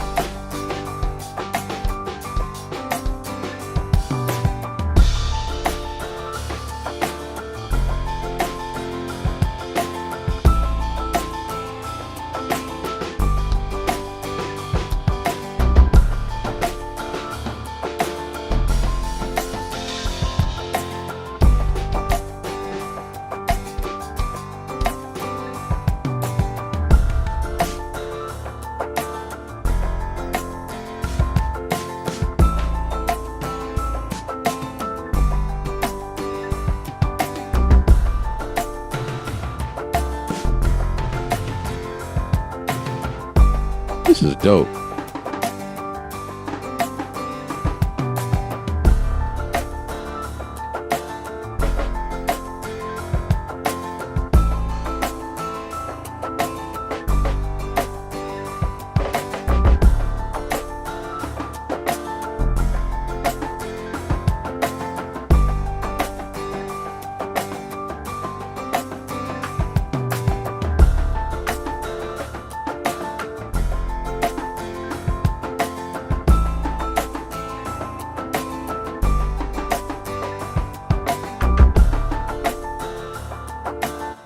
Man, this thing is nasty.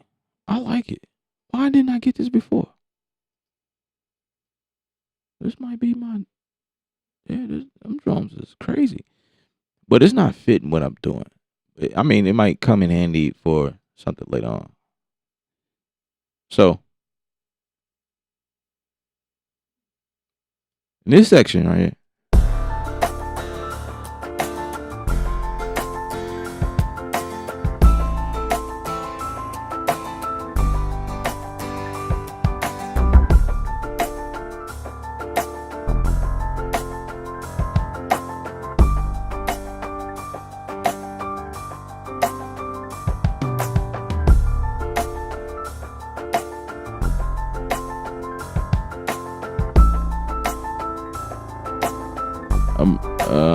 let's see.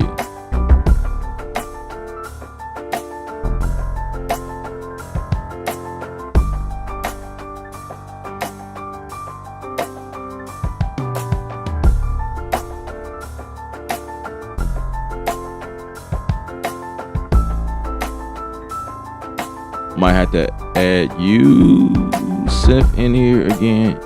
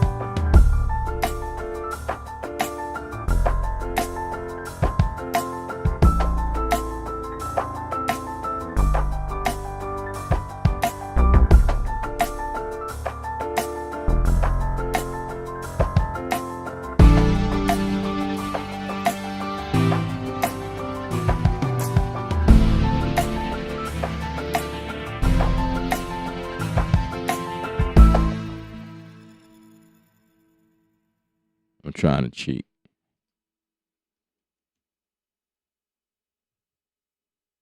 I'm trying.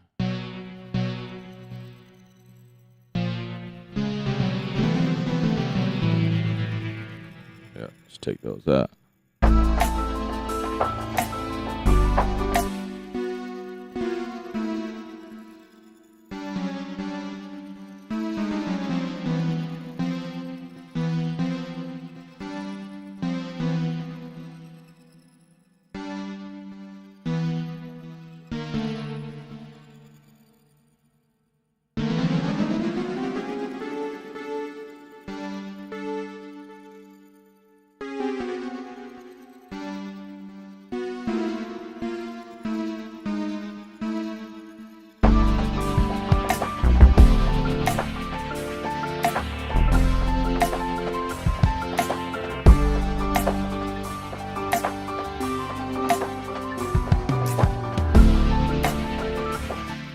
All right, skip it.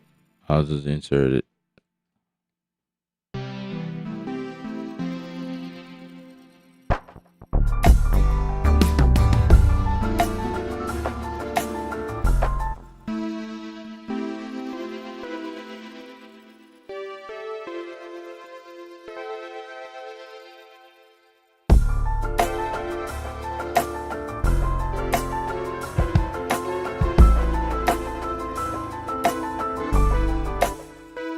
Them octave notes is it's messing with me.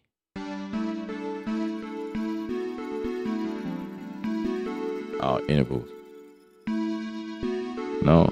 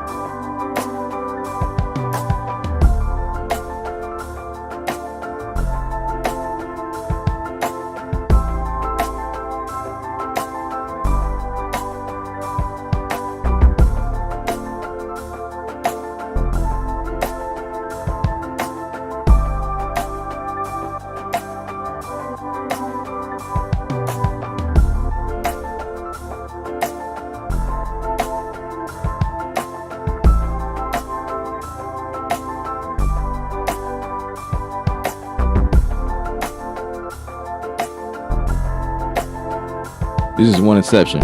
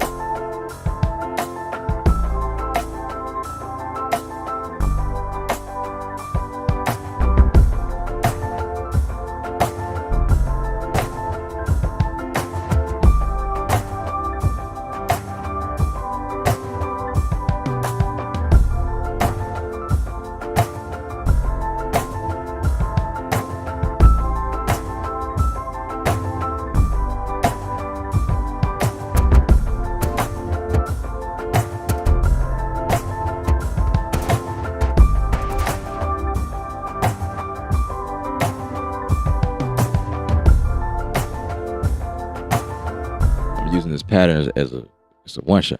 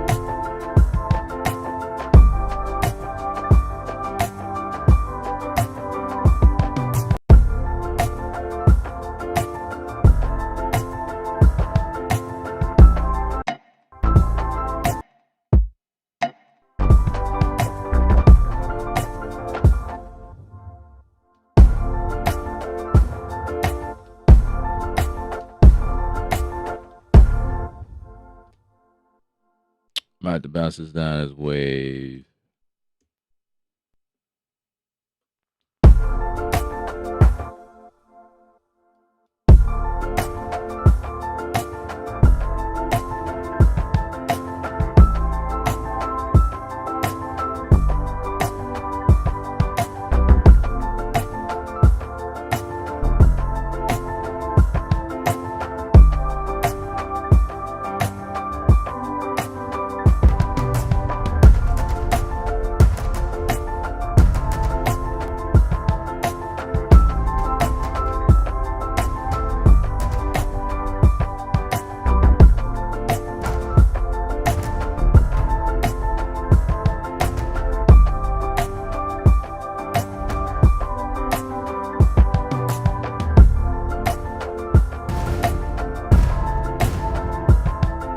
So this thing only plays patterns, I think.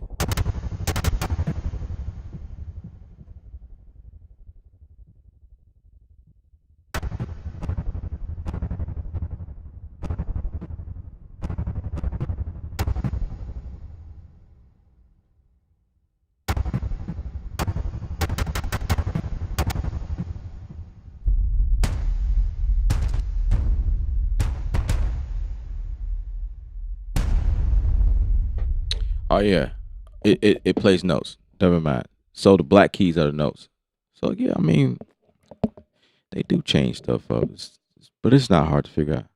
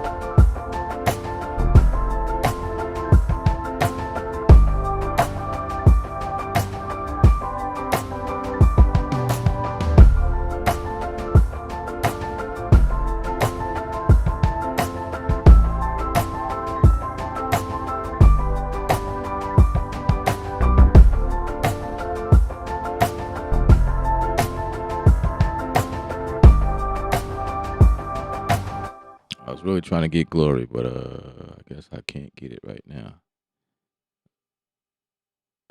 What did I just drag over? Ooh.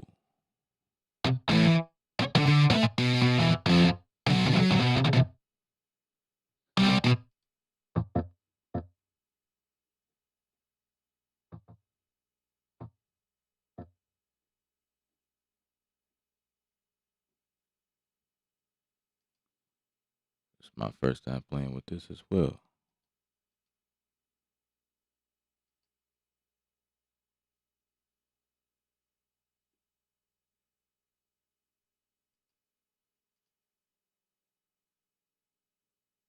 Let's figure it out together. Player.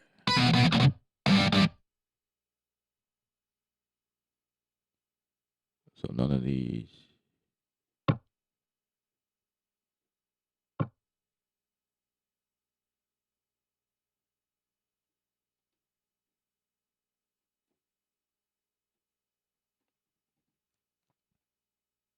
I'm not sure why it's not playing.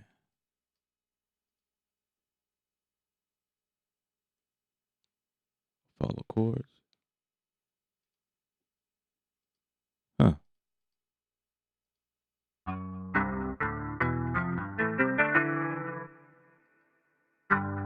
So you gotta turn the trigger on, huh?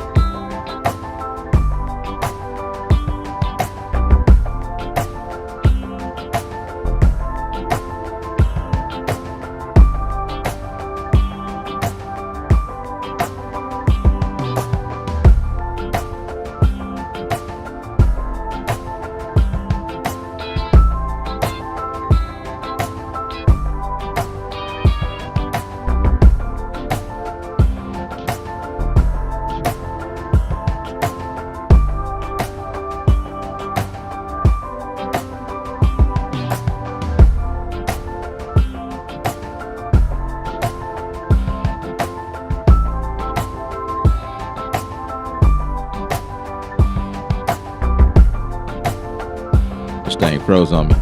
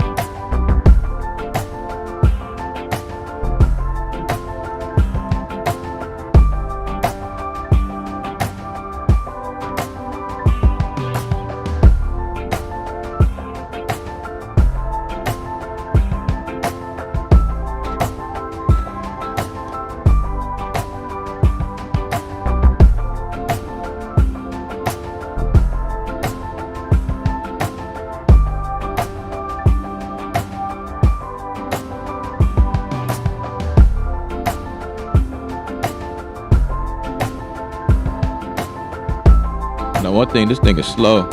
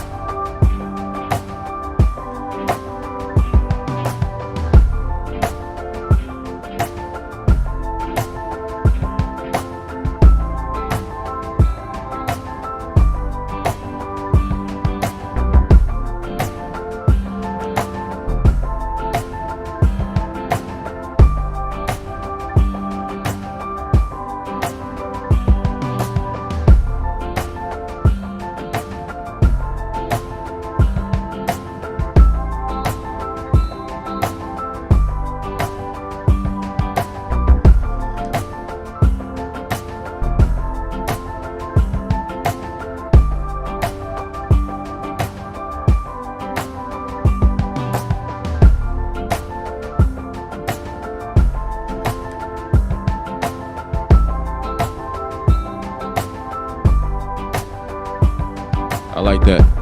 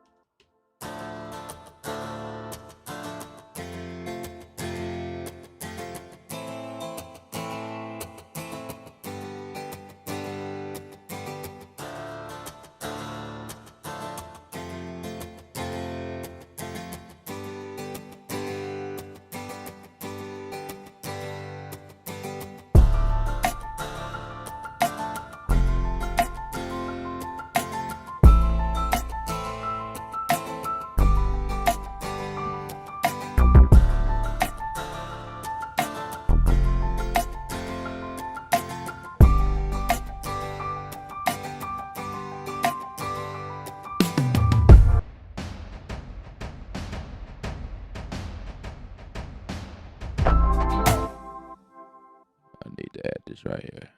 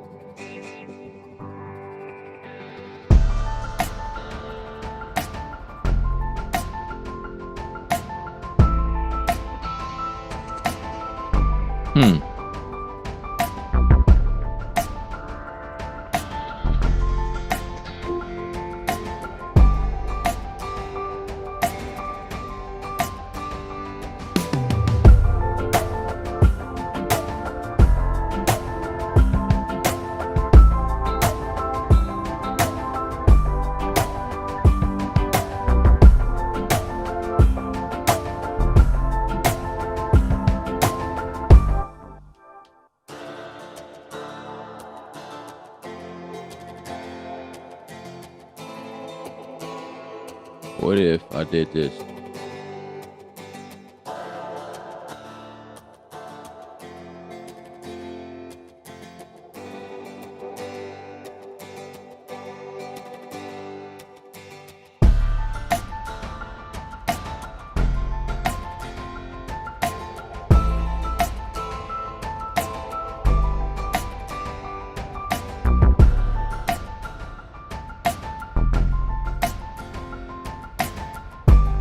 This is an easy way to do, like, add that like wet and dry deal.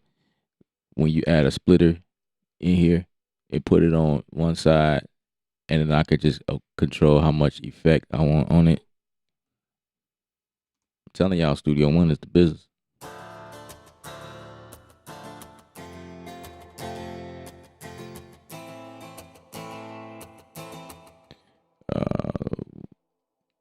I'm just playing around with some of the stuff. Let's throw a micro on here. I think that's gonna give me the effect I'm looking for.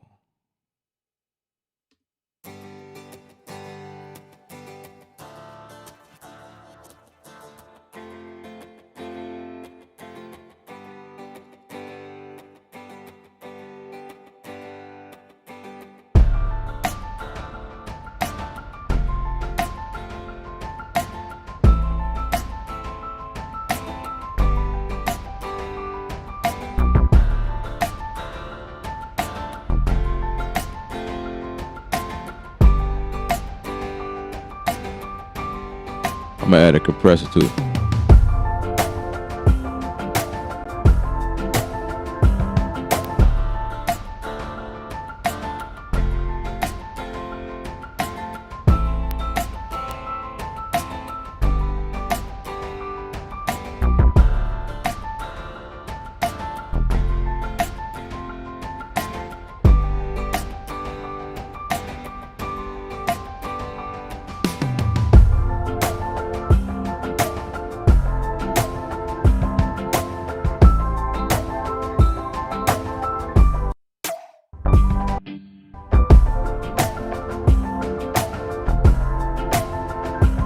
Throw an EQ on here.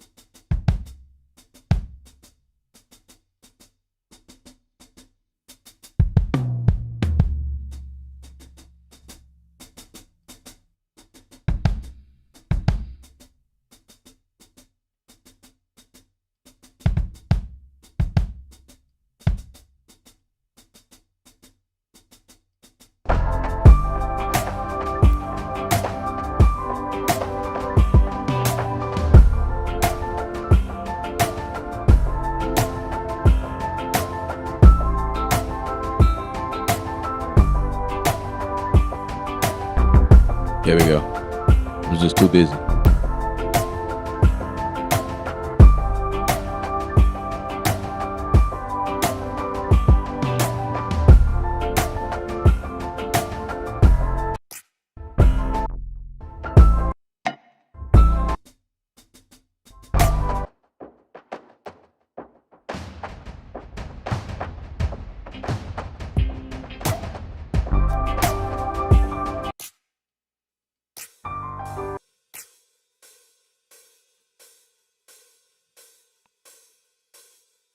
So what if I put a effect on that? Let's see what the micro does.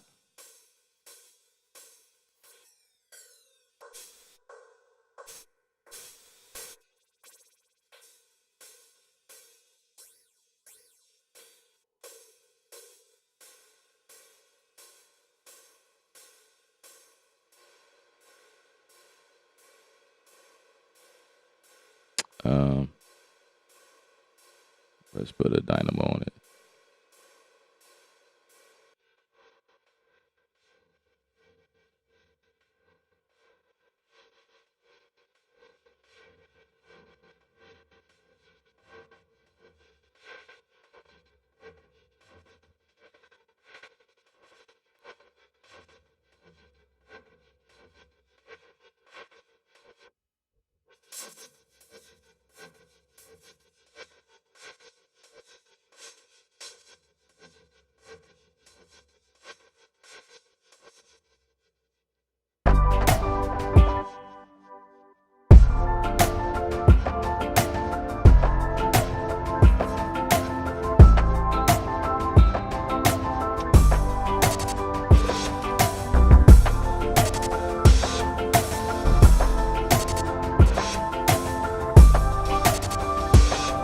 That's crazy.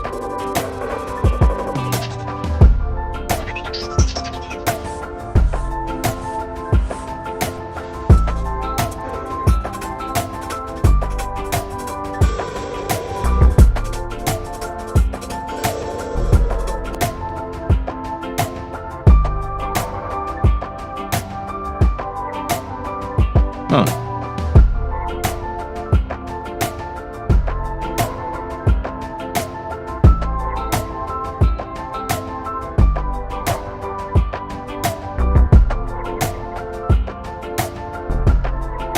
I like that too.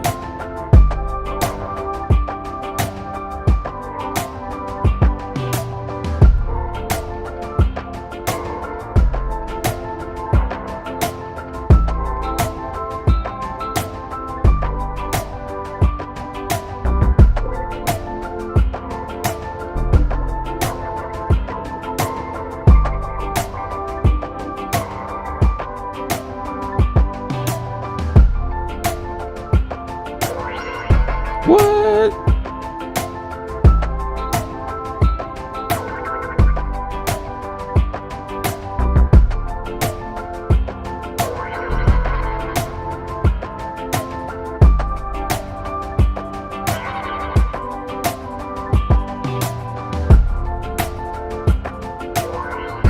That's crazy. I don't get it.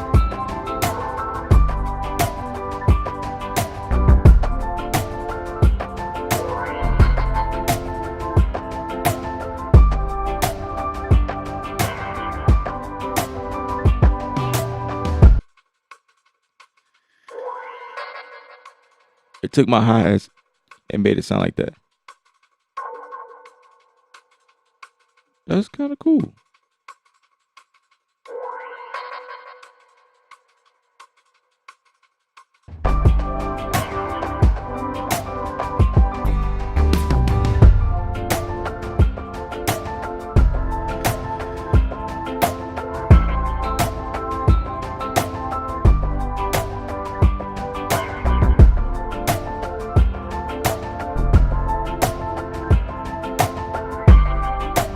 I like it.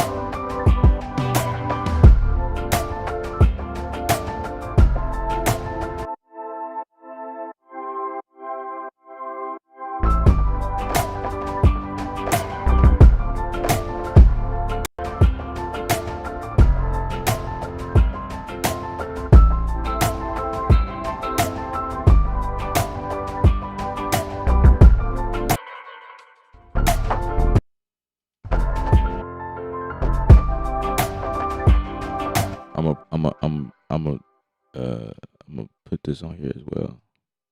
Drag, boom, it's done.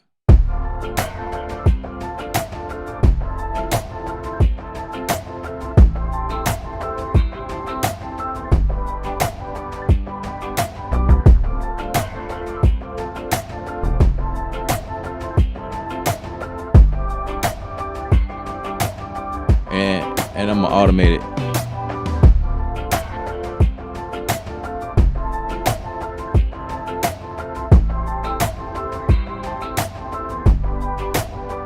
Yeah, I'm gonna automate this. I'm touching you. Okay, so I probably have to do this.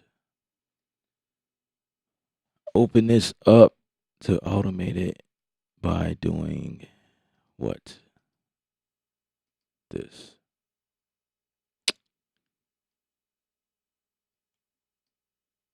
So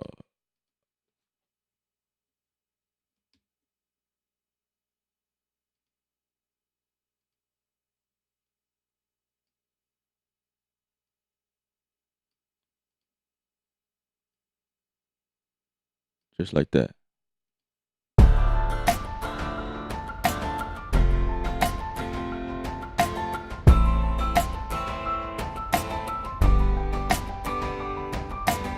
What up, Ron? Shadows in the building.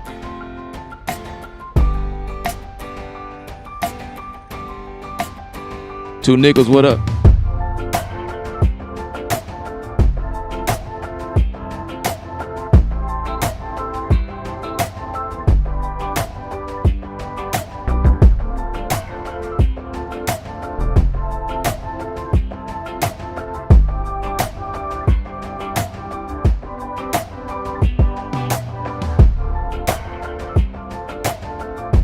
That's an interesting sound.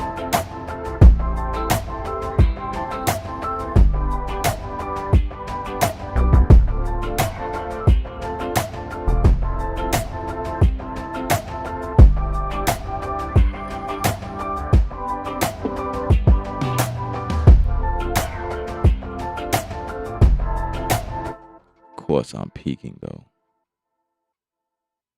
Getting too excited. Let's turn everything down.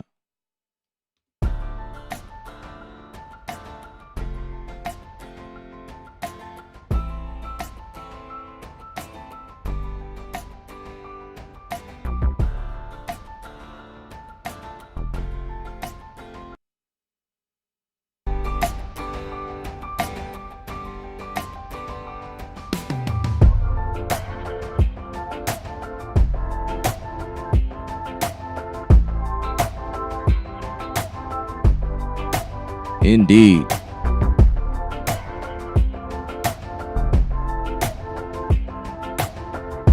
That's it right there.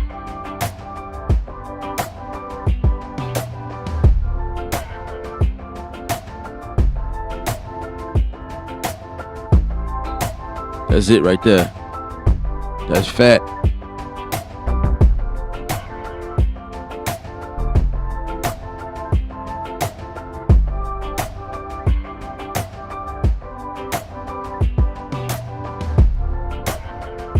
Let me get that bass.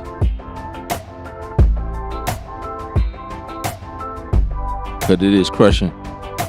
My bass is crushing.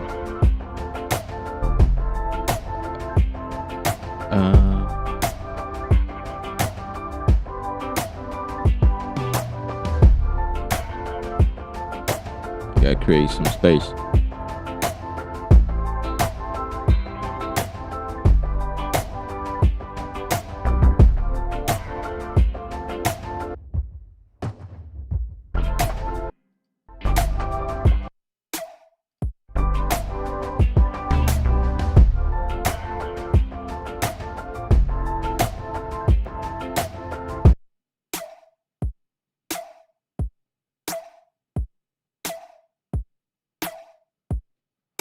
See, is this what I want to? Let me see.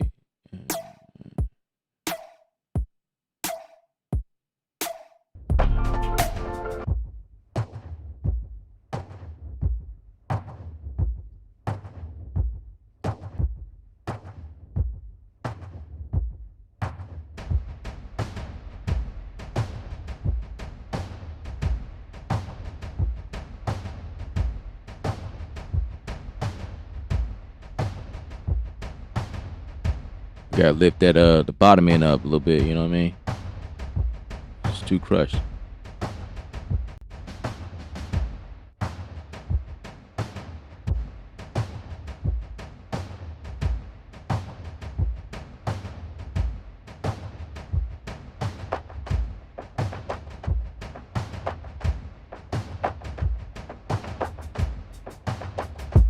There we go.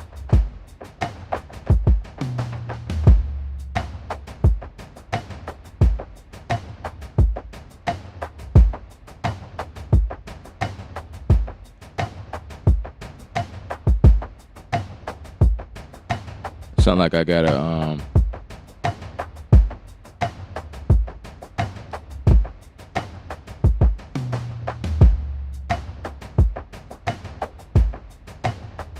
got a double note somewhere. Let's take care of that.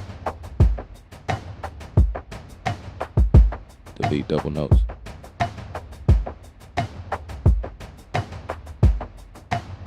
Alright. So whatever my bass is,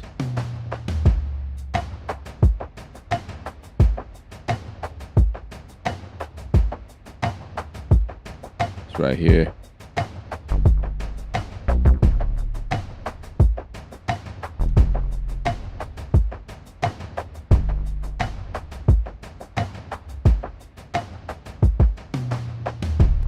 Side chain to my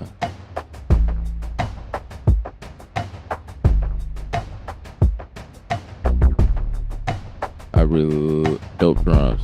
Yeah.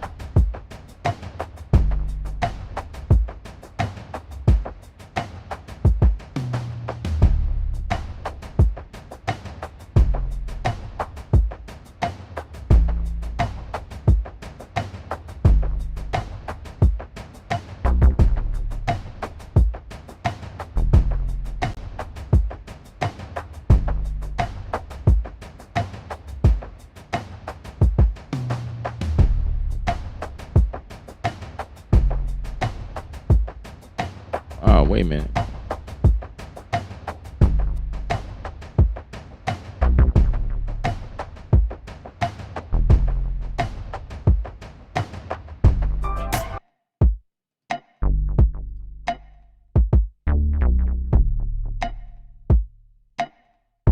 Oh, I see. I forgot I pushed these out separately, so it will be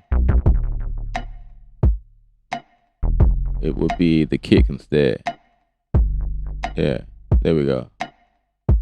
That's why I'm wondering, like,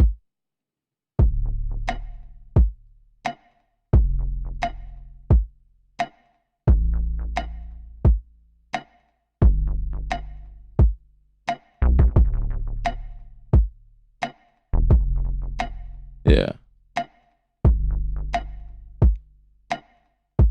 I gotta take this filter off.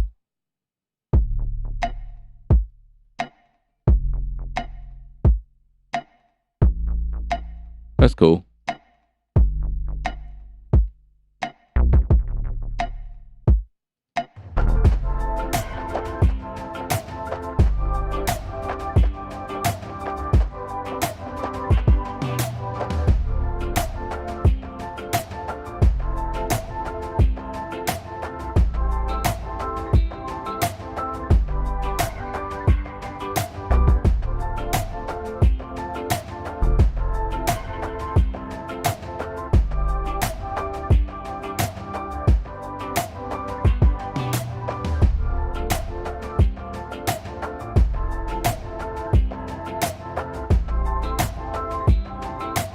What if I put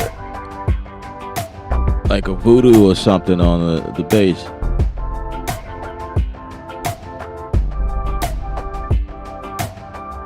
Let's see.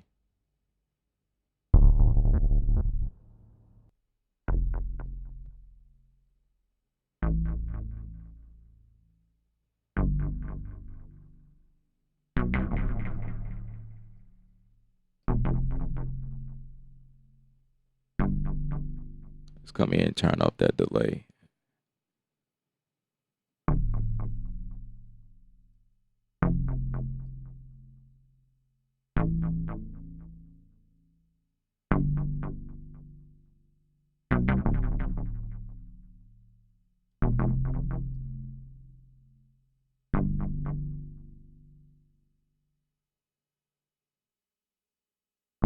Okay, that's just a sample then.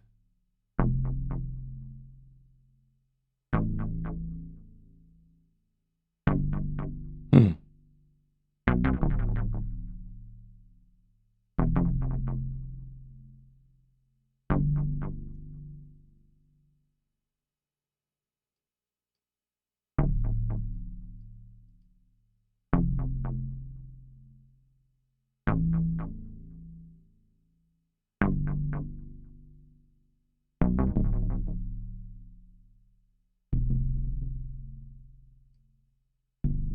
Okay, that's a lot better.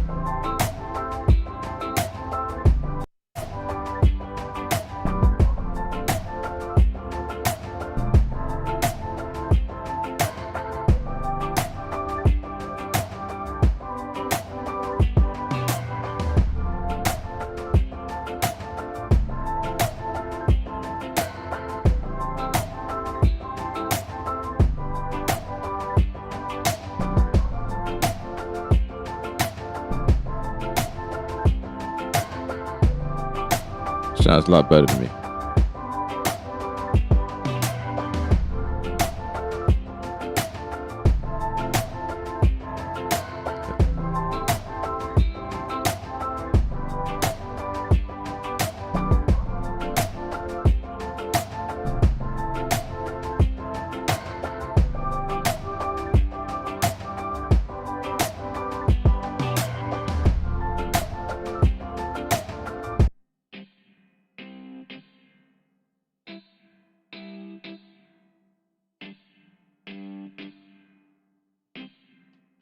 I gotta EQ this too.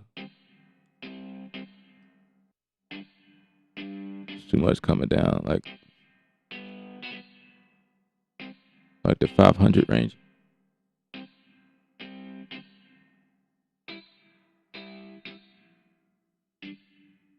Nah, 200.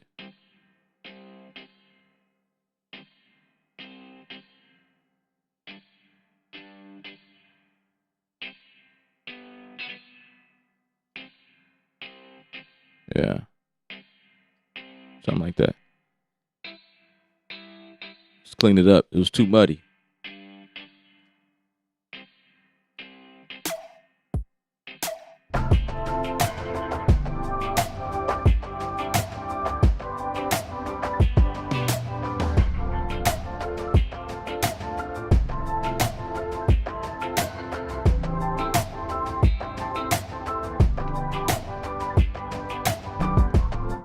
All right, let's see what that sounds like.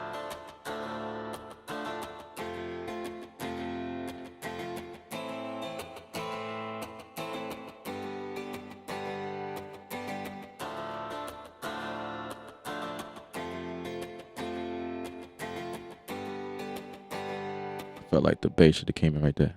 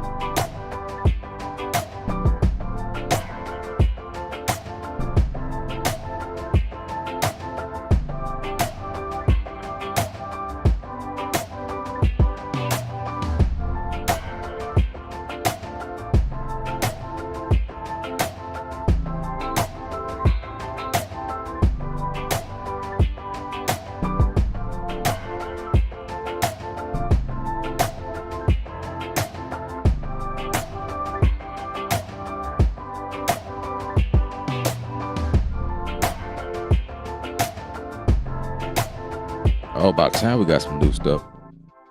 I know a place we can go get away. Gonna be a shiny day. Absolutely. Come on. Let's go. Let's go. La la la la la. Oh, that's old. Get away. Well, it might be new. La la la la la la la la la la la la. Anywhere you wanna go, I will go. Yeah yeah yeah yeah yeah yeah yeah yeah yeah. All right, let's slow it down. Let's slow you down.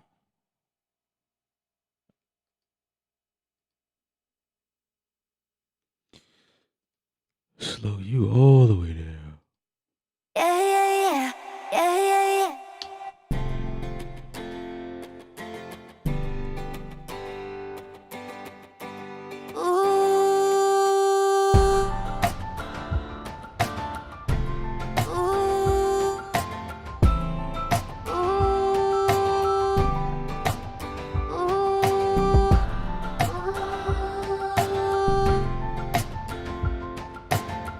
Mm-hmm. Yeah.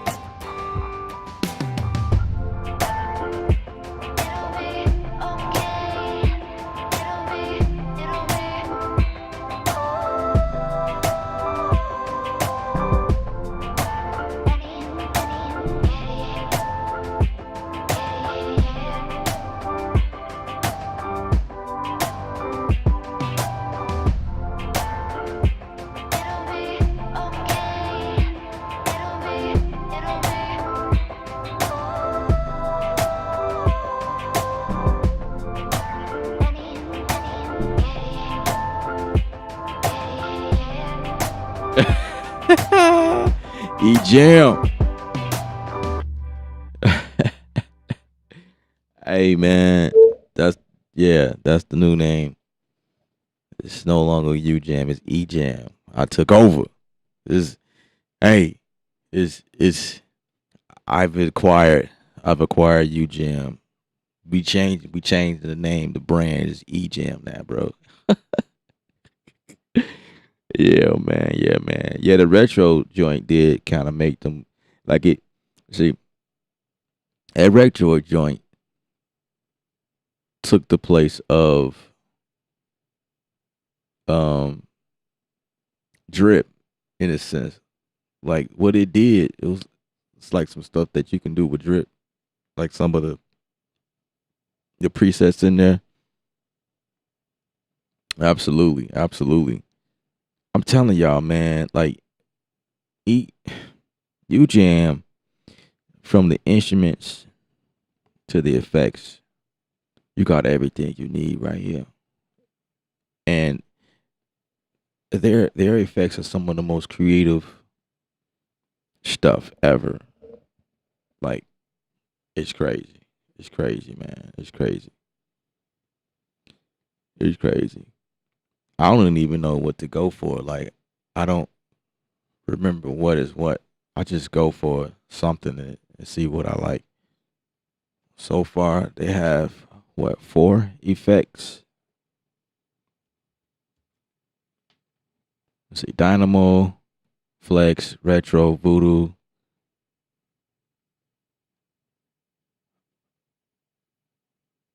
Yeah, 4. Well, there might be more. I just don't have them all. I only have I only have 4 on my system. Dynamo is new to me. I played with Flux before. I played with Retro before. I played with Voodoo. I love Voodoo. I've used Voodoo several times. And Micro is cool. I like Micro. It's like simple. Get get it in, get out. You know what I mean? It's like simple knobs that does pretty cool stuff. But yeah, those are those are con- those are considered finishers. Those are all your finishers in its separate form, and they add those in all of their instruments. So whenever you see finishers, that's what these are. Is these things in there, and it adds a really nice, unique character to what you're doing. I had to add a couple of things in there that wasn't UJam because UJam don't make dynamic plugs, right? They don't make compressors. They don't make EQs yet, right? I mean, yeah, not yet. I mean, you can do things inside the instrument, like affecting the equalization, depending on what you're doing. But there's not a standalone deal. So yeah,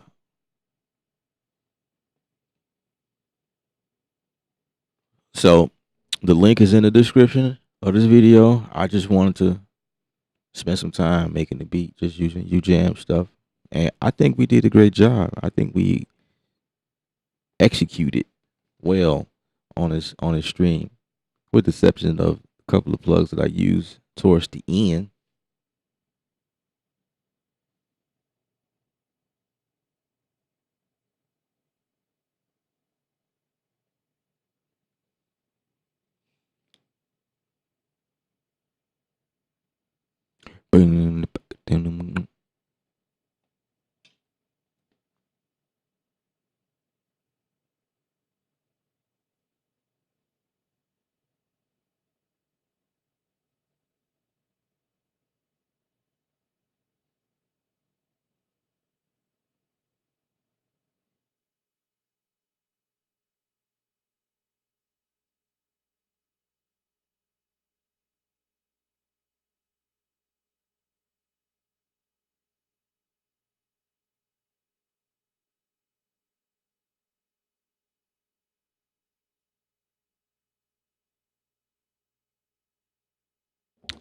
You say you was wondering why they stopped making more for reason.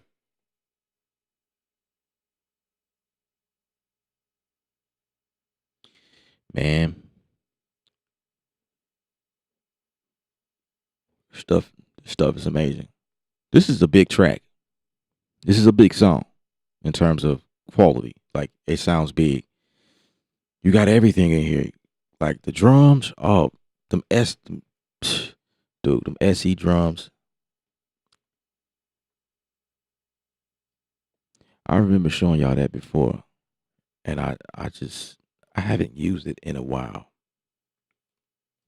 But now I'm like, bro, you need to revisit that. I'm gonna throw these drums in here by itself. These things, these things are amazing.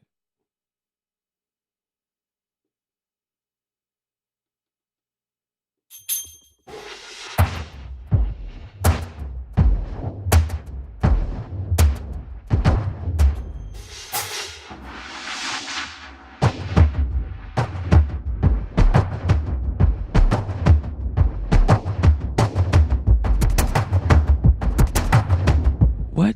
What the heck is that? What are they doing? This is amazing. What? What is going on?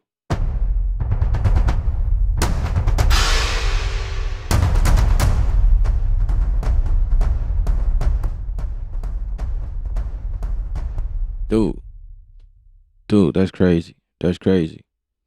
That is crazy. Woo.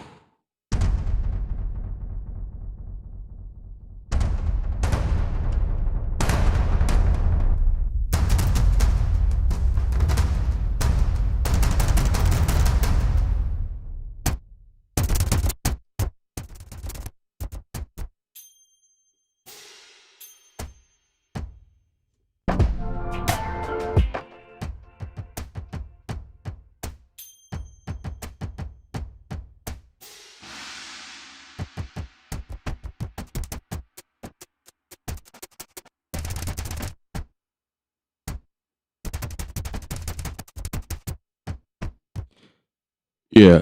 As you can see, the drums here is like designed for orchestral stuff, but as you can see, I'm using it for a pop record. You can see clearly it's not just designed for what is. I mean, it's labeled symphonic elements, but it's not limited to that. We do stuff like this all day, every even before this came out. You know what I'm saying? I'm always in the orchestral drums, especially contact. I'm in there. I used to pull out damage all the time and pull stuff in there to help me articulate something in a pop record or R&B record. Yeah, I use stuff that was designed for something else, for something totally different, like the opposite. Like, why would you put orchestral drums in R&B, bro? It's not. It's not about that. It's about what you can do with that. You know what I'm saying? That's what it's all about. Putting risers, like, bro, I use the riser. It's coming from the contact library. It's an instrument. It's called rise and hit. That's that's the legal name for it, right? Rise and hit. But I use that thing religiously. Like I use it in everything. R&B, pop, hip hop, commercials, whatever. Because it's rise. It's a riser. There's a lot of things in there that reminds you of how you can use it in orchestral style music, but it's not limited to that. So it's all about what you hear.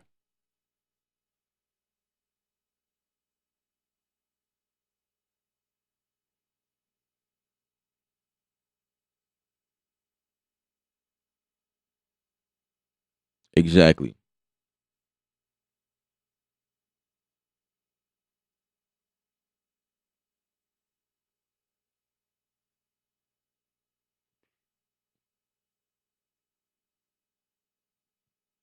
Absolutely. I'm looking forward to doing more with these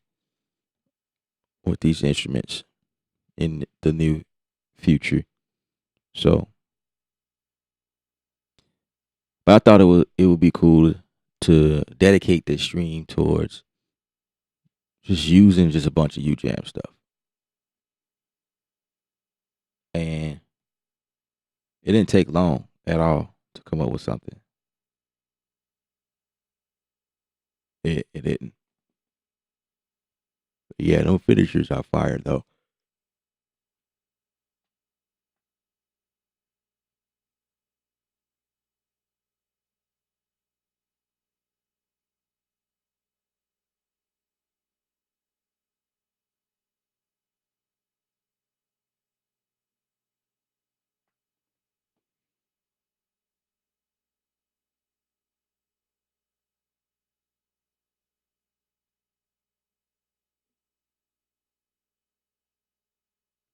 You know what? I think it's now it's become normal to stream for 4 hours now. It's like this should be called Creative Four, the hour four. We're gonna be on here at least 4 hours. Like every time I look at the time, how long I've been on it's like 3:40, 3 hours and 40 minutes, going into 4 hours. It's like every stream now. That's a part-time job, yo.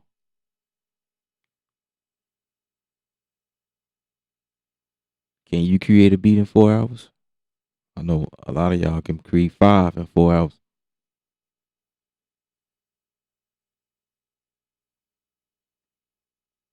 If y'all watching right now and you did not hit the like button, I would appreciate your like, your thumb on the like button. Put your thumb on the thumb button. I appreciate it. Real talk. I really do. You don't have to, you know, but it helps. It definitely helps. Any new people? Anybody in the audience that haven't said nothing? Let me know you here before I end the stream. I know, bro. No. What I'm saying,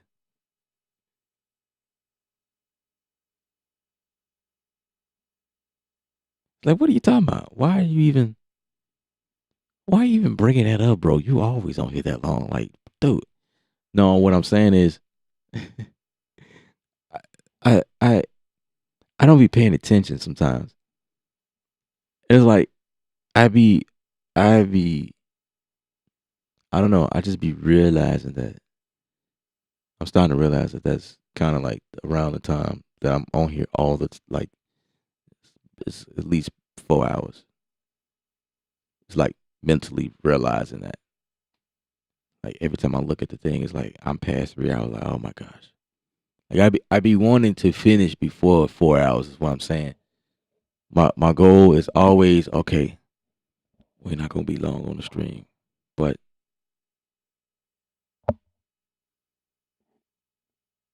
it happens like that anyway, you know.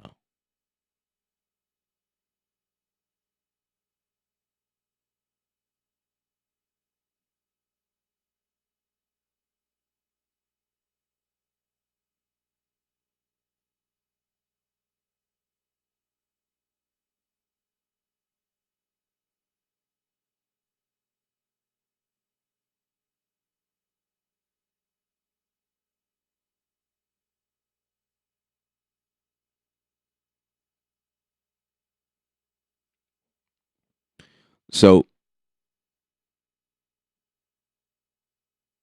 I'm gonna talk about this a little bit. That like the time it takes you to do a track. Um, so everybody's different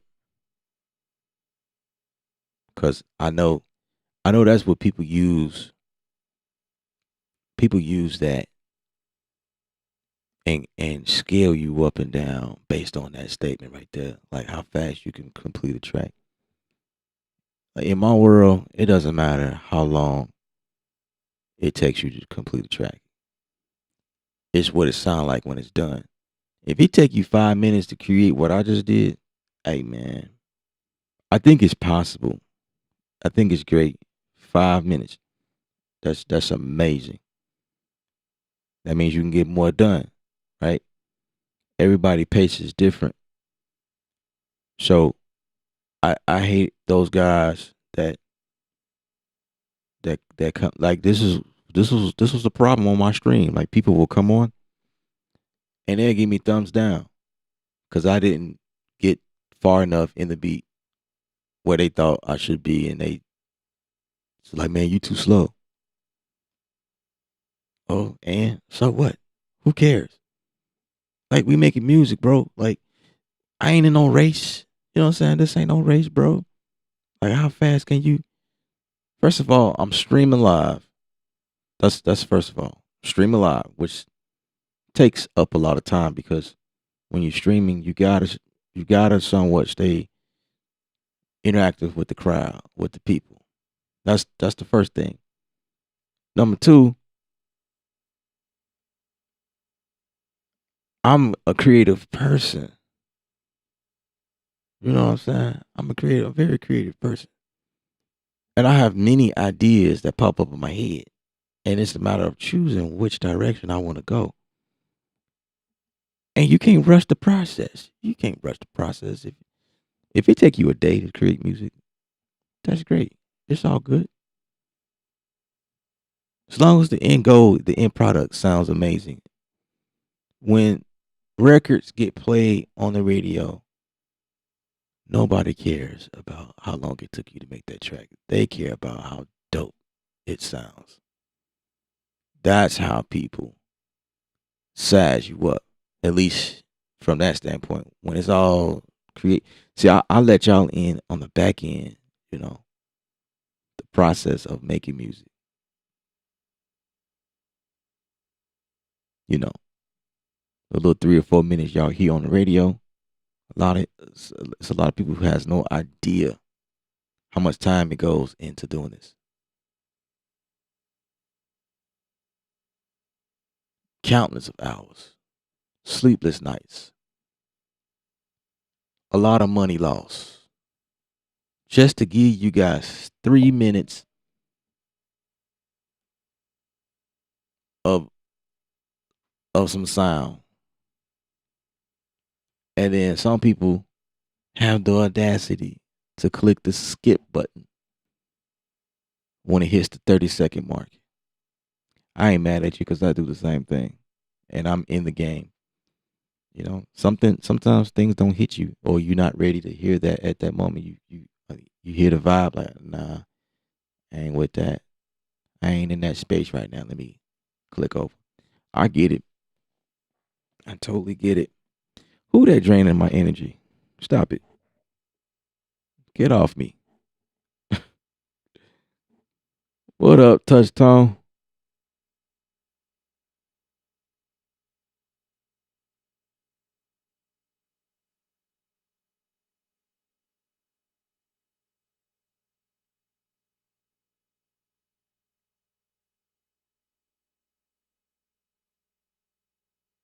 That's what I'm saying, 803. Yeah, man. Take your time. Take your time. Get in and do it right, you know. Especially with these new new instruments and effects and oh, the other point I failed to mention was that I'm always looking to sound different. You know what I'm saying? That's the other thing. When you want to sound different, it takes you longer because you trying to figure out stuff. It takes me no time. I did a stream. I did a stream before where it took me about 10 minutes to create something real quick. It was like I could do this in my sleep. I can make y'all trap beat in no time. No problem. That's easy. See, that's the thing. Making trap music don't take no time whatsoever. But when you in here trying to figure out chords and progression and how to move from one section to another, how to modulate in your music. Have you ever went to a stream where you saw somebody doing EDM. Oh man, those streams are so amazing. Have you ever seen that before? I follow guys that do EDM and they be on for hours and hours and hours, bro. It'd be like a marathon. Like, bro, EDM takes time. They be in that, man, crazy, crazy. And people be enjoying it. And when I stream, I get the leftovers. I get the nobodies that don't understand the process. You know what I'm saying? Oh man. Appreciate you tuning in. Touch tone.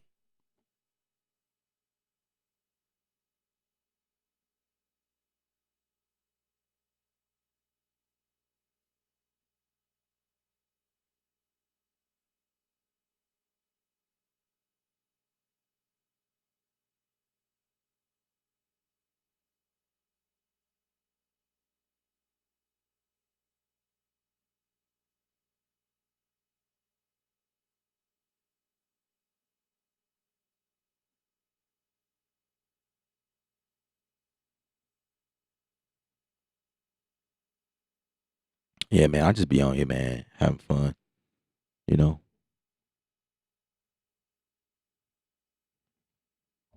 stuff is fun to me.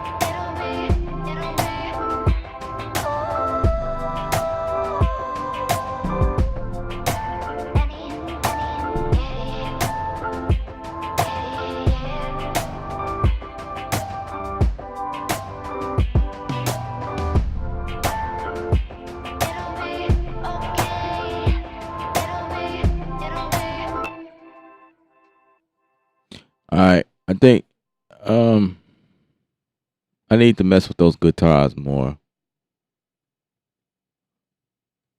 I need to put another effect on those to bring it to my standard.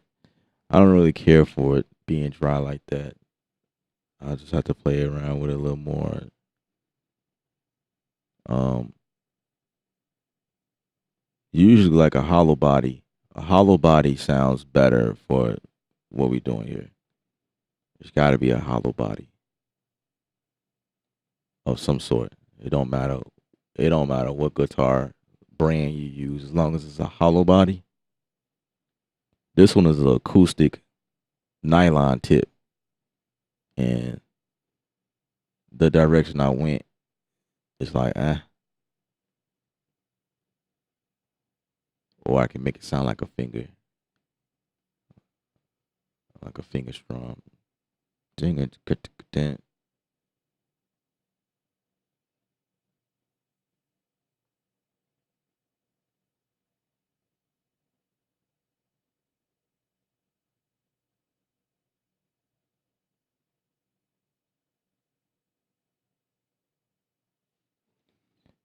I'm going bye, guys.